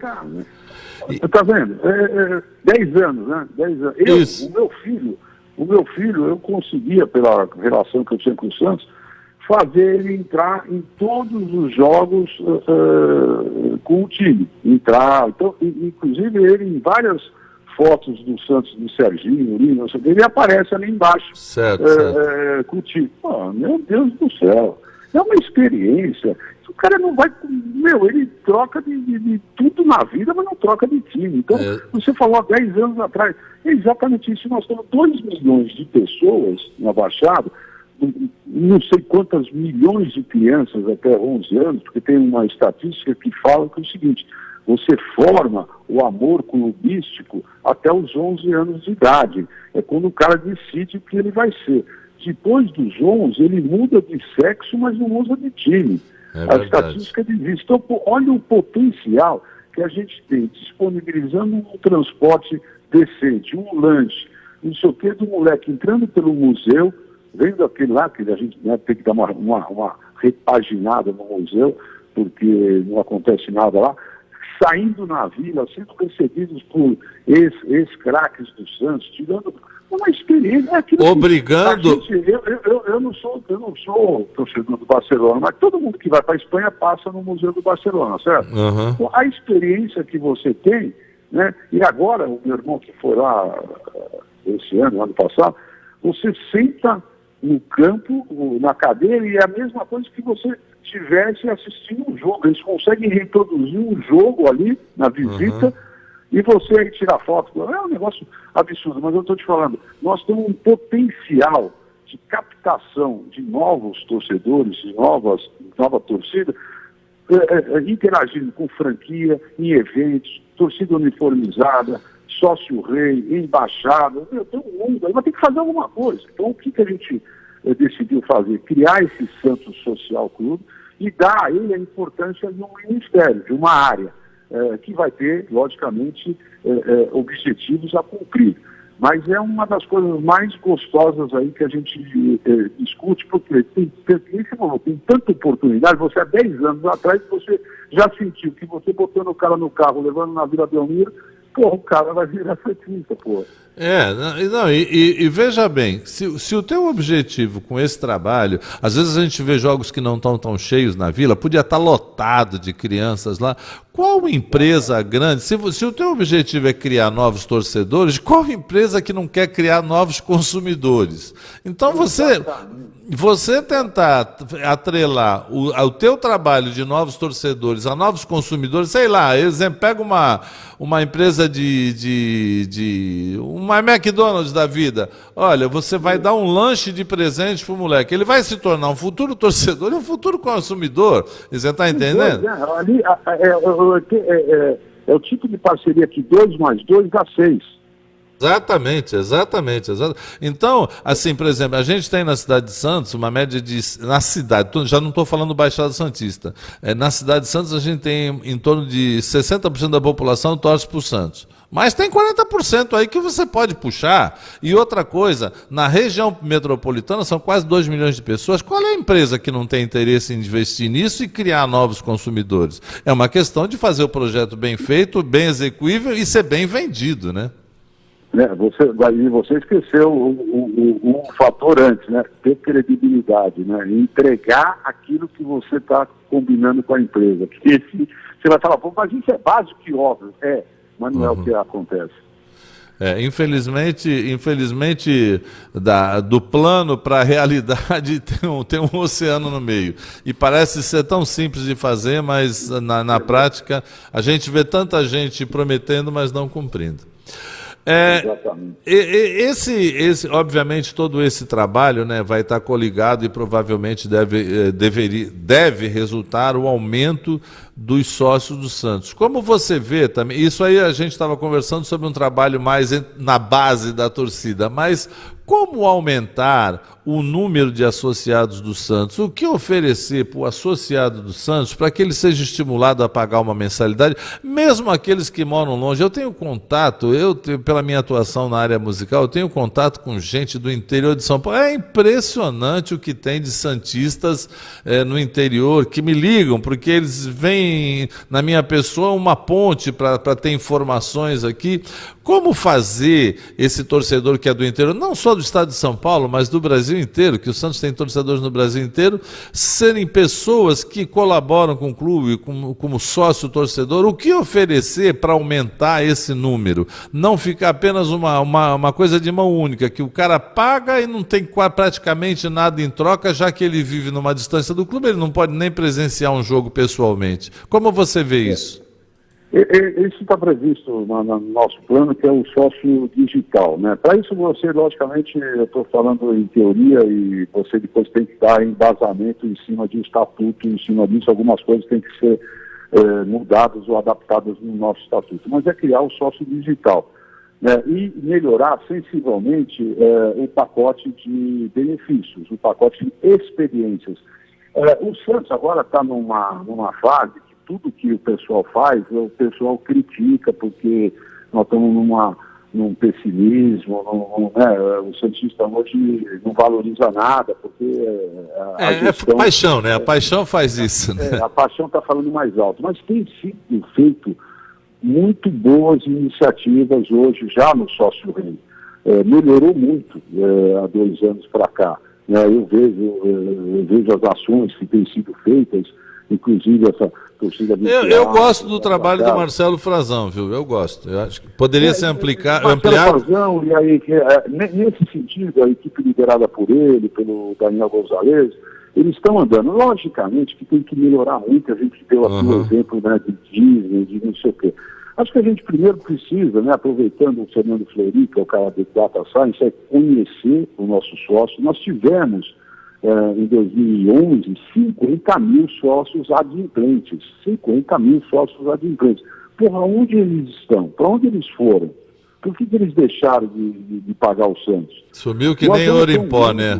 Foi sumindo. Nós vamos ter um mundo pós-pandemia aí que talvez R$50, R$30, R$40 vai fazer a diferença. Porque nós vamos ter um mundo recessivo, pelo menos 2 anos para frente. Então, nós temos que ter uma mensalidade menor, nós temos que ter uns planos mais populares, que é o que você falou. Pô, eu sou do tempo lá que você ia para o Rio Grande do Norte, Ceará, o cara queria ter uma carteirinha do Santos. Exatamente. Ele queria chegar numa discussão no bar e falar assim, pô, eu sou sócio, você não é. Então, esse sócio, teoricamente, ele tem que pagar menos. E as experiências que ele vai ter são diferentes de vir ver um jogo na Vila Belmiro, porque talvez ele não tenha a condição de vir. Mas ele pode ter a perspectiva de vir, porque você pode soltar campanhas que o cara de Roraima pode ter na vida uma chance de vir ver o jogo do Santos. Né? Então você tem que estruturar esses pacotes diferentemente. Mas primeiro você tem que conhecer o teu sócio, né? Conhecer aqueles 50 mil que você perdeu, você gastou um monte de dinheiro para conquistar um cliente e você perdeu o cliente. E você sabe que no mundo empresarial, para você reconquistar um cliente, você vai gastar mais dinheiro do que você pegar um cliente novo. Né? Mas isso tem que estar na conta. Então, tem várias ações aí de melhorar o pacote, melhorar a experiência, tudo isso dentro de um planejamento estratégico muito bem feito. Com quem a gente aprende isso? Com quem que a gente quer aprender isso? Com o número 1 do mundo, que é a Disney, né? Já existem fórmulas da gente fazer isso, e com os clubes que são bem sucedidos, porque nada se inventa, né? A gente vai copiando modelos de sucesso.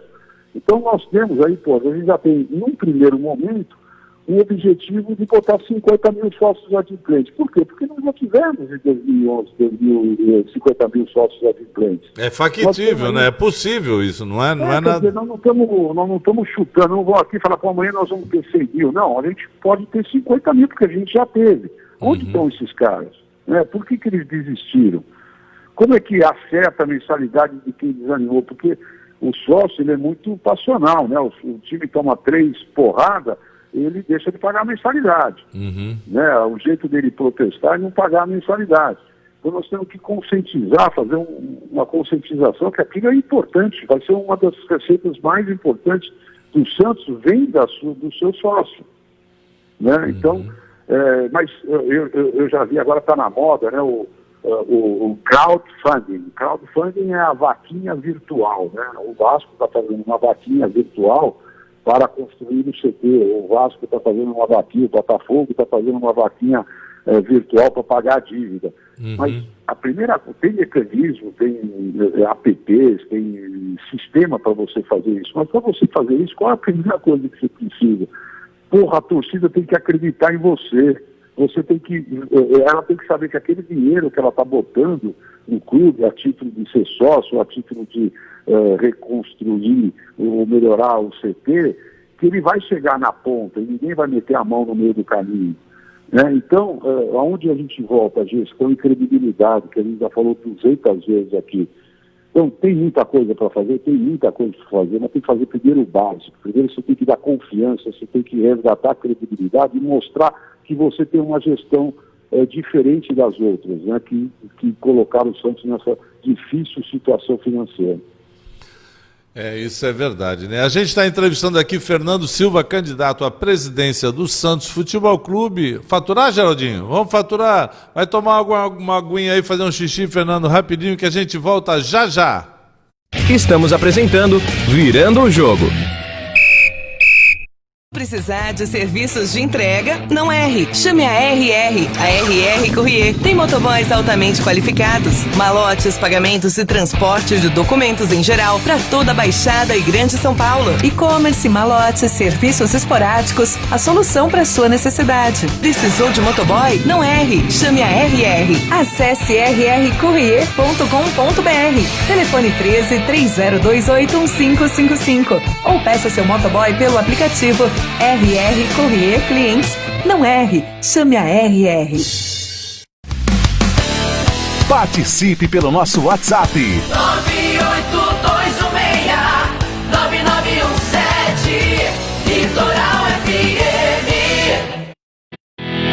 A Audi Center Santos está com uma oportunidade única para você ter o carro que conquistou gerações. Agora toda a linha A3 com taxa zero e saldo em 24 meses. E ainda tem A3 Sportback de 179.990 por 154.990 com taxa zero e saldo em 24 meses. Aproveite essa oportunidade e entre para o mundo Audi. A Audi Center Santos fica na Rua Brás Cubas 340. Telefone 13-3877-2834. No trânsito, dê sentido à vida.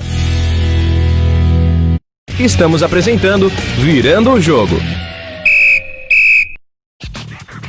É isso aí, gente. A gente está de volta com Virando o Jogo aqui na RTL 91.7 do seu dial. E hoje entrevistando o Fernando Silva, e a audiência aqui está bem alta, viu? Um grande abraço a tanta gente aqui assistindo. Nossa, as mensagens são muito grandes aqui. Eu vou mandar um abraço para o João César, lá de Niterói, lá do Rio de Janeiro, Niterói, ouvindo pela internet o jogo. O Gustavo, o Cício está ouvindo, o Cício Roma, Luzia Alves, enfim, a audiência está bem alta. Fernando Silva está dando ibope aqui para a rádio. Fernando, um dos grandes problemas hoje que a gente vê nas administrações de clube é, obviamente, a parte financeira, que é a estrutura, a espinha dorsal do clube, né? E eu acho que o grande problema nos clubes não é o que eles ganham, e sim o que eles gastam. Exatamente. Eu sempre falo que quem ganha R$1.000 por mês e gasta 999, todo mês sobra um, mas se tu gastar 1.001, todo mês vai faltar um. Então eu acho que os clubes, o problema não é nem o que eles recebem, e sim como gastam esse dinheiro, que é muito mal gasto, loucuras que a gente vê uma atrás da outra, contratações malucas, porque não tem outro adjetivo, jogadores medianos ganhando 500, 600 mil reais por mês, sem contar o custo trabalhista que isso dá para o clube, porque muito além do salário, e vem um caminhão de custo atrás disso. E a gente vê o clube com as finanças aí totalmente vilipendiadas. Como administrar um clube num mercado competitivo, que é o mercado do futebol profissional, sem fazer essas loucuras, sem cometer essas atrocidades financeiras que jogam o clube no buraco e quebram e acabam com a principal coisa que você citou várias vezes aqui, que é a credibilidade do nome do Santos, no caso da empresa, que seria o Santos Futebol Clube. Como lidar com o futebol profissional, ter jogadores de nível, ter uma estrutura de nível para ser competitivo, sem fazer as loucuras financeiras que a gente vê aí de manhã, de tarde e de noite? Então, a gente vem, né, de uma época aí de 2010, 2011, que a gente pegou o mesmo cenário de terra arrasada, e nós não fizemos nenhuma loucura, não contratamos ninguém, nós simplesmente mesclamos um time jovem, né, garotos da base, com jogadores que deram sustentação àquele time. Mas, como eu disse antes, para a questão financeira, né, e resolver essa questão financeira, sempre começa pelo resgate da credibilidade do Santos, especialmente da credibilidade financeira.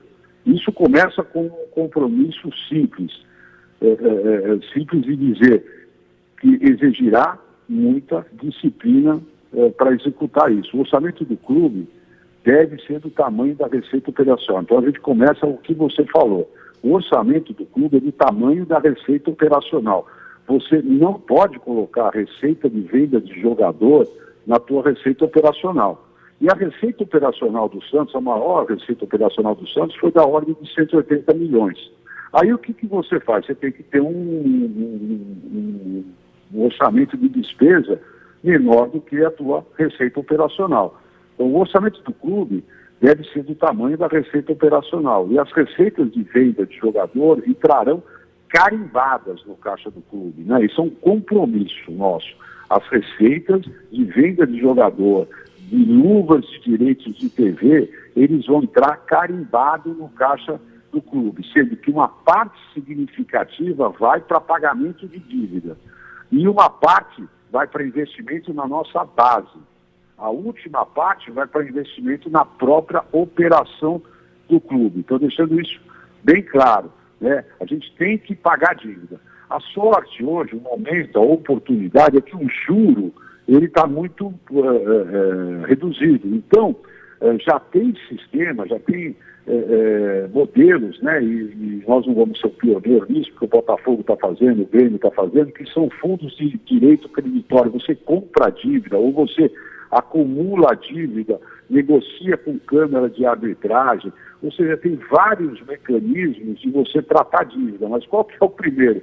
Você tem que ter a credibilidade que você vai pagar, né? Então, para você acertar essa questão financeira e... Diminui o risco e diminui os juros em cima disso, né? Exatamente, você negocia junto, né? Já tem na trabalhista, você tem aí mecanismos de você juntar todas as suas dívidas trabalhistas e negociar numa câmara arbitral e começar a pagar as suas dívidas comerciais ou não. Você faz fundo, porque hoje o cara que aplica dinheiro, ele aplica dinheiro, tá dando 2%. Então, se você comprar a sua dívida, estou dando hipótese, tem um fundo, compra a sua dívida e faz um papel que vai pagar 10% ao ano. É melhor do que 2%, mas qual que é o que está atrás disso? Tá que você vai pagar a dívida. Então, tem dinheiro para investir em dívida. Isso a gente tem especialistas aí em renegociação de dívida no grupo. Eu sou eu sei isso por cima, mas eu vejo os planos como estão acontecendo. Então, não só o pagar a dívida, adicionalmente ao foco de pagar a dívida, nós temos um time de marketing que vai estar focado em buscar alternativa para aumentar a receita operacional recorrente. Na medida em que melhorarmos a relação dívida-receita, então teremos dadas as condições para voltar a atrair parceiros e investidores. Ninguém investe em clube quebrado. Então, você precisa, credibilidade é fundamental nessa hora, porque isso, senão... você precisa melhorar essa relação dívida-receita, aí você vai atrair parceiros e investidores para o clube. Não será fácil, lógico que não é. Não acontecerá no primeiro mês, exigirá muita disciplina. Nós vamos ser testados dia a dia. O mercado vai testar a gente. Será que agora vai? Depois de 9 anos apareceu alguém aí que vai, um grupo aí que vai entregar o que está falando? Então nós vamos ser testados dia a dia. Vai exigir muita disciplina, né? E aquilo que você fala, e a paixão, como é que fica? Né?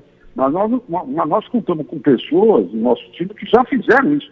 Qual a diferença nossa para o jogo? Nós já tivemos lá dentro, nós já fizemos isso, né? Nós já tivemos 2010, 2011, né? E estamos preparados para começar a jogar a partir do primeiro momento. Mas sempre respeitando aquilo que a gente tem falado desde o começo. Começa por resgatar credibilidade. Hoje não temos.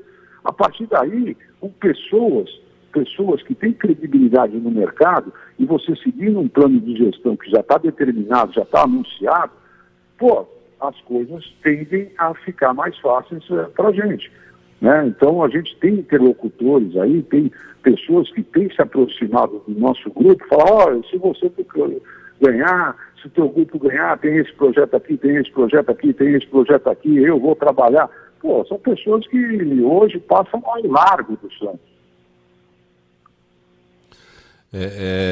Realmente, é como você falou, tudo na parte financeira está estruturado na credibilidade. Eu já trabalhei muitos anos no mercado financeiro e o nome de uma instituição é vital para ela ter sucesso na área financeira, né?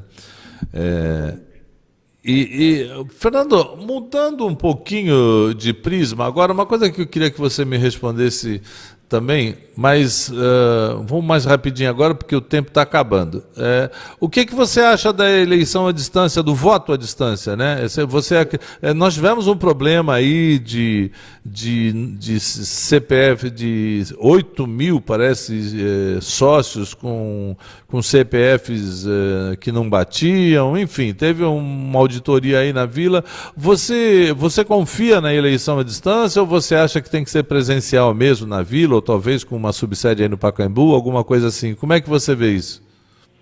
Eu sou totalmente a favor. O voto à distância foi introduzido no Estatuto do Santos por nós em 2010 e 2011. Uhum. Então, até por princípio, a nossa avaliação é positiva. E não é o voto à distância, o voto online. Ele já está no Estatuto, né? Uhum. Os envolvidos nas 3 últimas eleições fizeram questão de criar dificuldade para a execução de algo que já está no Estatuto. Ou quando não criaram dificuldades, também não moveram uma palha para criar condições necessárias da sua viabilidade. O fato é que as pessoas pensam em voto à distância como algo voltado apenas para o sócio que reside distantes de Santos ou da capital. Isso não é verdade. Se nós tivéssemos viabilizado uma forma de voto à distância, como por exemplo o Grêmio pratica há vários anos, os sócios da própria Baixada Santista poderiam votar, mesmo que estivesse viajando de férias ou estivesse em alguma localidade de difícil acesso, poderia votar. Ou seja, essa não é uma ação apenas para quem mora longe dos locais de votação, é uma ação para todos os sócios, independente de onde eles morem. E isso sempre tem alguma discussão. Agora a gente teve que nem eles dizem, uma sanitização do cadastro, né?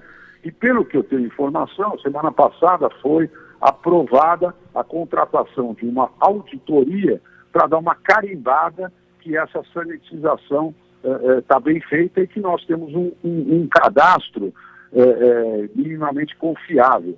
Mas isso tem que ser implantado o mais rápido possível. E isso também não é para votação ou para eleição, na minha opinião. É um indicador de gestão. Você pode hoje, você deve hoje consultar o seu cliente, consultar o seu sócio para decisões difíceis. A decisão da arena, a decisão de onde jogar, é uma decisão que tem que ser compartilhada, não pode ficar numa sala.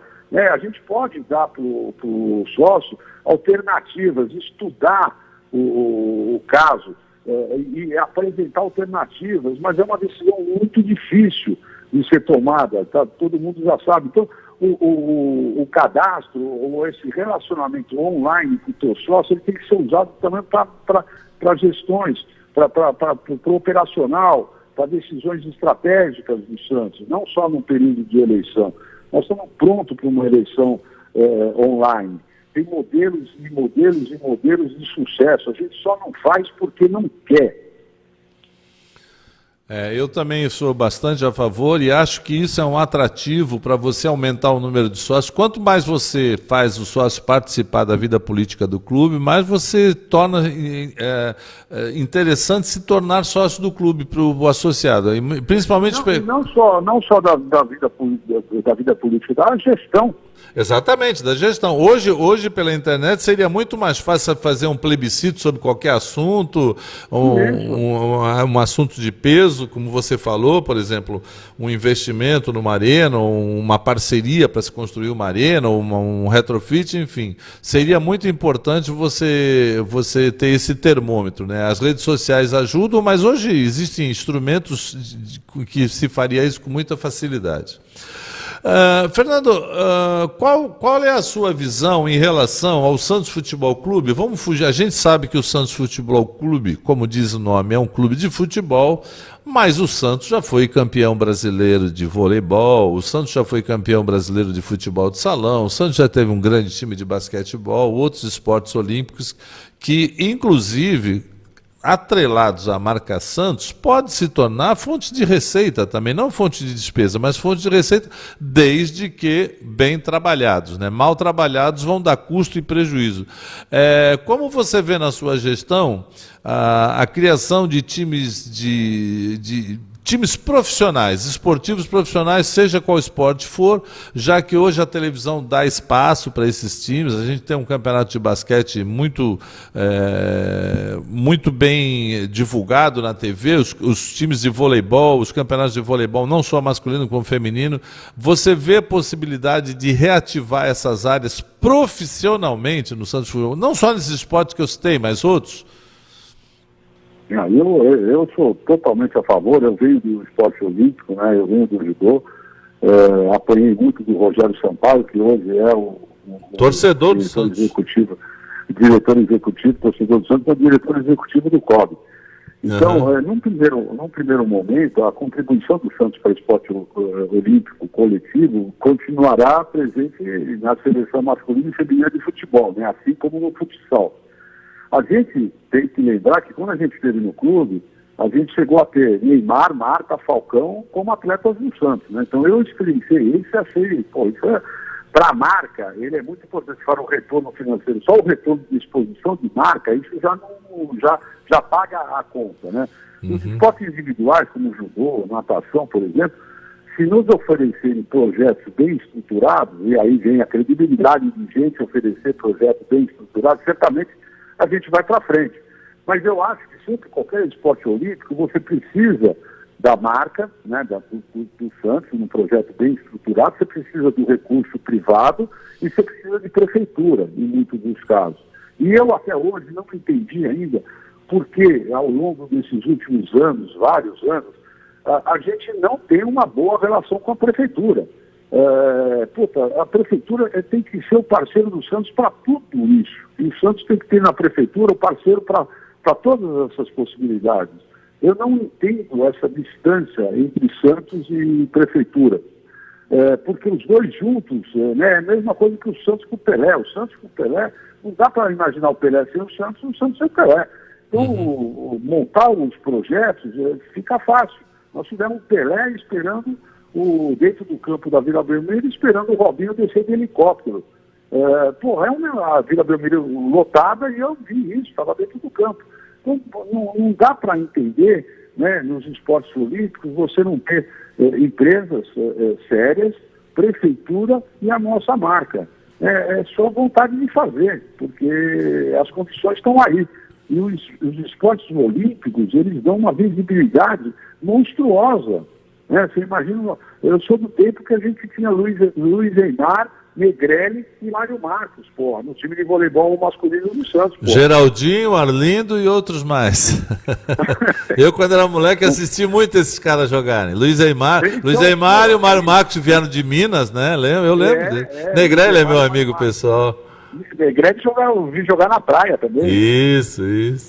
Então, cacete, é fazer, entendeu? É vontade de fazer. Mas a gente, às vezes, são coisas óbvias, né? Ricardo, a gente está falando aqui coisa óbvia, vão falar que a gente é lunático. Mas, é o óbvio, né? Se a gente fizer o óbvio, a gente tira o Santos. É um mundo de oportunidades, mas aí tem um risco, né? Qual que é o risco, né? A pandemia, né? É um cenário que ninguém sabe o que vai acontecer. Eu vejo isso como uma espécie de relargada. É como eu digo aí nas lives que eu faço, nós estamos numa corrida de carro em que um acidente fez que todo mundo ficasse na mesma volta, né? Então, por exemplo, uma parte significativa das receitas recorrentes dos clubes de massa vem de bilheteria, como a gente falou. Por uma série de razões, essa não é uma receita significativa no nosso orçamento. Ou seja, teoricamente, nós sentiremos menos essa perda do que alguns dos nossos concorrentes, né? Outro ponto que parece que haverá menos dinheiro para todos, isso colocará muita pressão em redução salarial de técnico e jogador. Para mim, a relação com o jogador e técnico vai ser completamente diferente no mundo pós-pandemia. É outro salário, é outra composição de salário. O fixo vai acabar para todo mundo. Vai ter muito desemprego, né? Então, quem tiver jogador, comissão técnica cara, contrato longo, vai sofrer muito. Por outro lado, a gente pensa que haverá muito mais disponibilidade de bom atleta no mercado, porque vai ter muito desemprego, se não reduzirem as expectativas salariais. Os caras vão ter que mudar de patamar. E pelo que eu vi ontem, o Cuca, né, em comissão técnica no acerto com o Santos, já veio basicamente pela metade do que ele custou.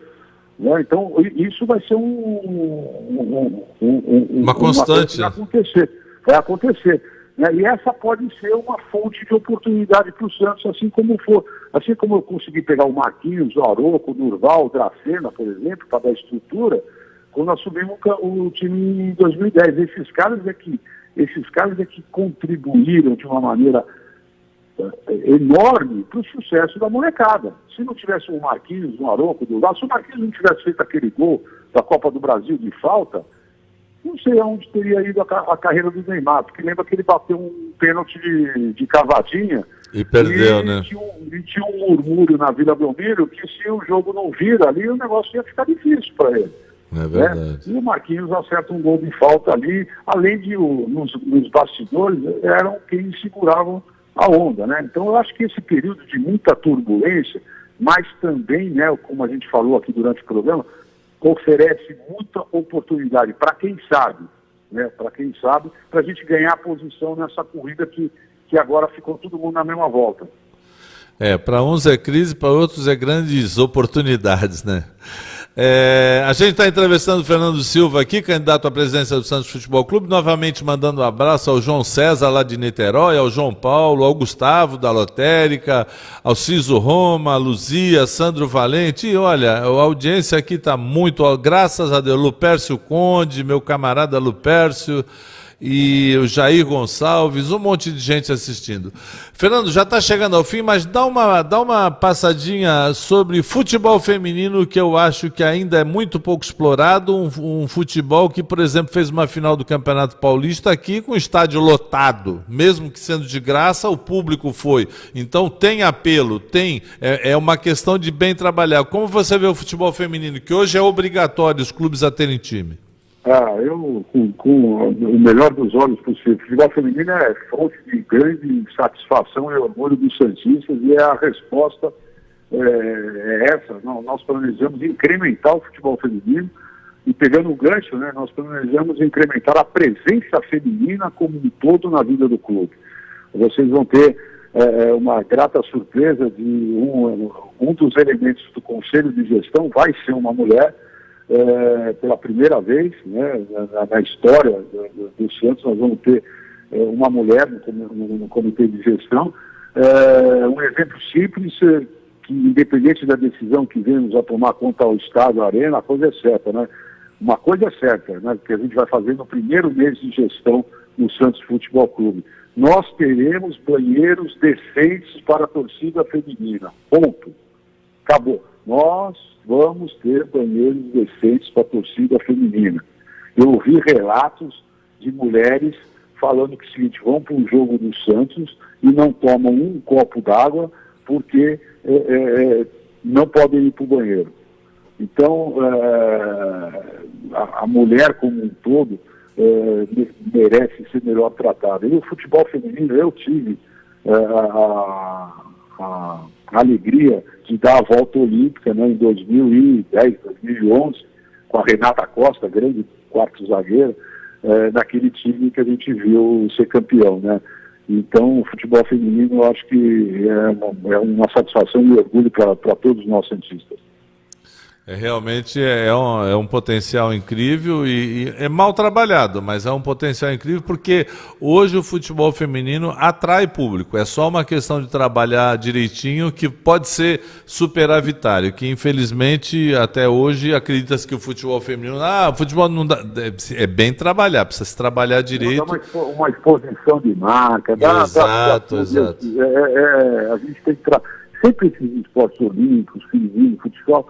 O futsal, então, como formador de moleque, né, como captação de moleque, já está provado, né, que ele se paga sozinho, porque ele trouxe os nossos maiores ídolos vieram através do salão. E o futebol feminino traz público. Agora, quando você leva para o público e você não dá banheiro, não faz sentido. É o básico, né? É o mínimo, né? O mínimo. É o mínimo. Não, sem dúvida, é uma coisa que às vezes o homem não repara, mas a mulher, a primeira coisa que ela olha é isso, né? Eu, particularmente... Não vai em lugar que não tem banheiro. Exatamente. Eu, particularmente, eu sou um jogador de voleibol frustrado, porque eu fui nadador, eu pratiquei natação, fui federado e tudo, campeão paulista e tal, mas o meu sonho era ser jogador de voleibol. Eu adoro voleibol. É um jogo que eu gosto de ver. Eu gosto mais de ver o voleibol feminino, não só pela beleza das mulheres, mas porque eu acho que dá mais jogo do que o masculino. Exatamente. A competitividade é maior, né? Parece que a bola fica mais tempo no ar. Eu acho um jogo mais gostoso de ver o feminino do jeito que os caras estão cortando agora, para você acompanhar a bola já está difícil. Tem horas que tu não consegue nem ver para onde que a bola foi, tem que ficar esperando o videotape, porque eu acredito que no ginásio as pessoas nem consigam ver. Eu fico pensando comigo, será que eu estou ficando velho? Que eu não tô... Mas a velocidade realmente é absurda. Fernando, tá faltando 5 minutos para a gente acabar a nossa entrevista. Primeiramente, eu queria te agradecer, não só acordar cedo, mas com a tua disponibilidade para participar do nosso programa, mas eu acredito que seja uma grande oportunidade para você mostrar a tua plataforma de gestão para a eleição e para ter um contato mais aproximado do sócio do Santos, até porque essa nossa entrevista, quem não acordou cedo pode assistir na internet, no YouTube, a gente divulga isso aqui e vamos passar para você também divulgar com os teus correligionários. Você tem 3 minutos aí para falar o que você quiser para o torcedor do Santos Futebol Clube, dê a tua mensagem e já fica aqui o nosso grande agradecimento pela tua participação. Muito obrigado a você, a tua equipe, por essa oportunidade. Então, a recomendação que eu dou é que o sócio santista nessa eleição é uma eleição muito importante. O futuro, a existência, né, a sobrevivência do Santos está em jogo. Então, que analise as propostas, o plano de ação, o que nós, né, o que os candidatos, o que o grupo dos candidatos planejam para o Santos e principalmente veja qual é a chance daquele plano que você está ouvindo ele virar realidade. Quem são as pessoas, quem é o time que vai tocar, quem é que vai coordenar isso, liderar e implementar aquelas ideias que vão ser, logicamente, muito difundidas até a eleição. Então, muito atento a isso. O Santos não pode errar mais uma vez na constituição do seu time que vai gerir o clube pelos próximos 3 anos. E, mais uma vez, agradecendo ao papo, muito gostoso, apesar da hora, mas já aquecemos, já estamos prontos aqui, o dia vai render bastante, começando cedo. E felicito você pelo teu trabalho aí e pelo teu programa. Valeu então, Fernando. Você, obviamente, vai voltar, eu vou te chamar para outras entrevistas, talvez a gente fale um pouco do teu plano de gestão, mas também fale das atualidades do Santos. E a entrevista foi ótima, realmente, você tem um poder de comunicação muito bom, isso para nós é muito interessante. Espero que você seja feliz na sua candidatura e, se for o novo presidente do Santos, que nos traga muitas vitórias, tá bom? Um grande abraço, Fernando, e esteja sempre à disposição, se quiser entrar em contato com a gente, você tem os números, fique à vontade, tá? Obrigado, bom dia e bom fim de semana a todos. Valeu. Gente, a gente vai terminando aqui o Virando o Jogo, que tem a produção do Axel Júnior, que monta todas as perguntas, monta toda a infraestrutura do programa, e no comando técnico, Geraldinho, torcedor do Náutico Capibaribe, lá do Recife, meu camarada. Sem o Geraldo aqui nada acontece, né? Ele manda mais que o dono da rádio, entendeu? Então eu sou aqui submisso a ele totalmente. Mas um prazer estar com vocês, obrigado pela audiência, por tanta gente participando, Eduardo Filete, Carlinhos da Padoca e tantos amigos aqui fazendo perguntas. É que a gente tem só para explicar, a gente tem um objetivo de fazer perguntas mais ou menos parecidas para todos os candidatos, então a gente não pode fugir muito de certos temas aqui para que não haja parcialidade, né? A gente tem que procurar ao máximo ser parcial. Para a semana que vem a gente pretende estar entrevistando o representante do Chapão, do que seria a chapa de pacificação aí, mas eles ainda não têm um candidato definido. Se até terça ou quarta-feira definir o candidato, provavelmente ele vai estar participando aqui, senão provavelmente estaremos convidando alguns candidatos que já foram entrevistados, tá? A gente sabe que existe a candidatura do Daniel Cury, mas o Daniel Cury só se propôs a falar para a imprensa por um plano de estratégia de marketing dele a partir de setembro. Eu falei com a assessoria deles, então o Daniel vai vir mais futuramente. Se houver o candidato da chapa de pacificação, estaremos trazendo na semana que vem. Se não, a gente vai começar a reentrevistar todos os candidatos. Reentrevistar? Será que existe esse verbo? Acho que existe, né? Todos os candidatos que já foram entrevistados, tá ok? Muito obrigado a vocês, se Deus quiser, até sábado que vem às 7 da manhã com Virando o Jogo. Você está ouvindo a Litoral Presente Center.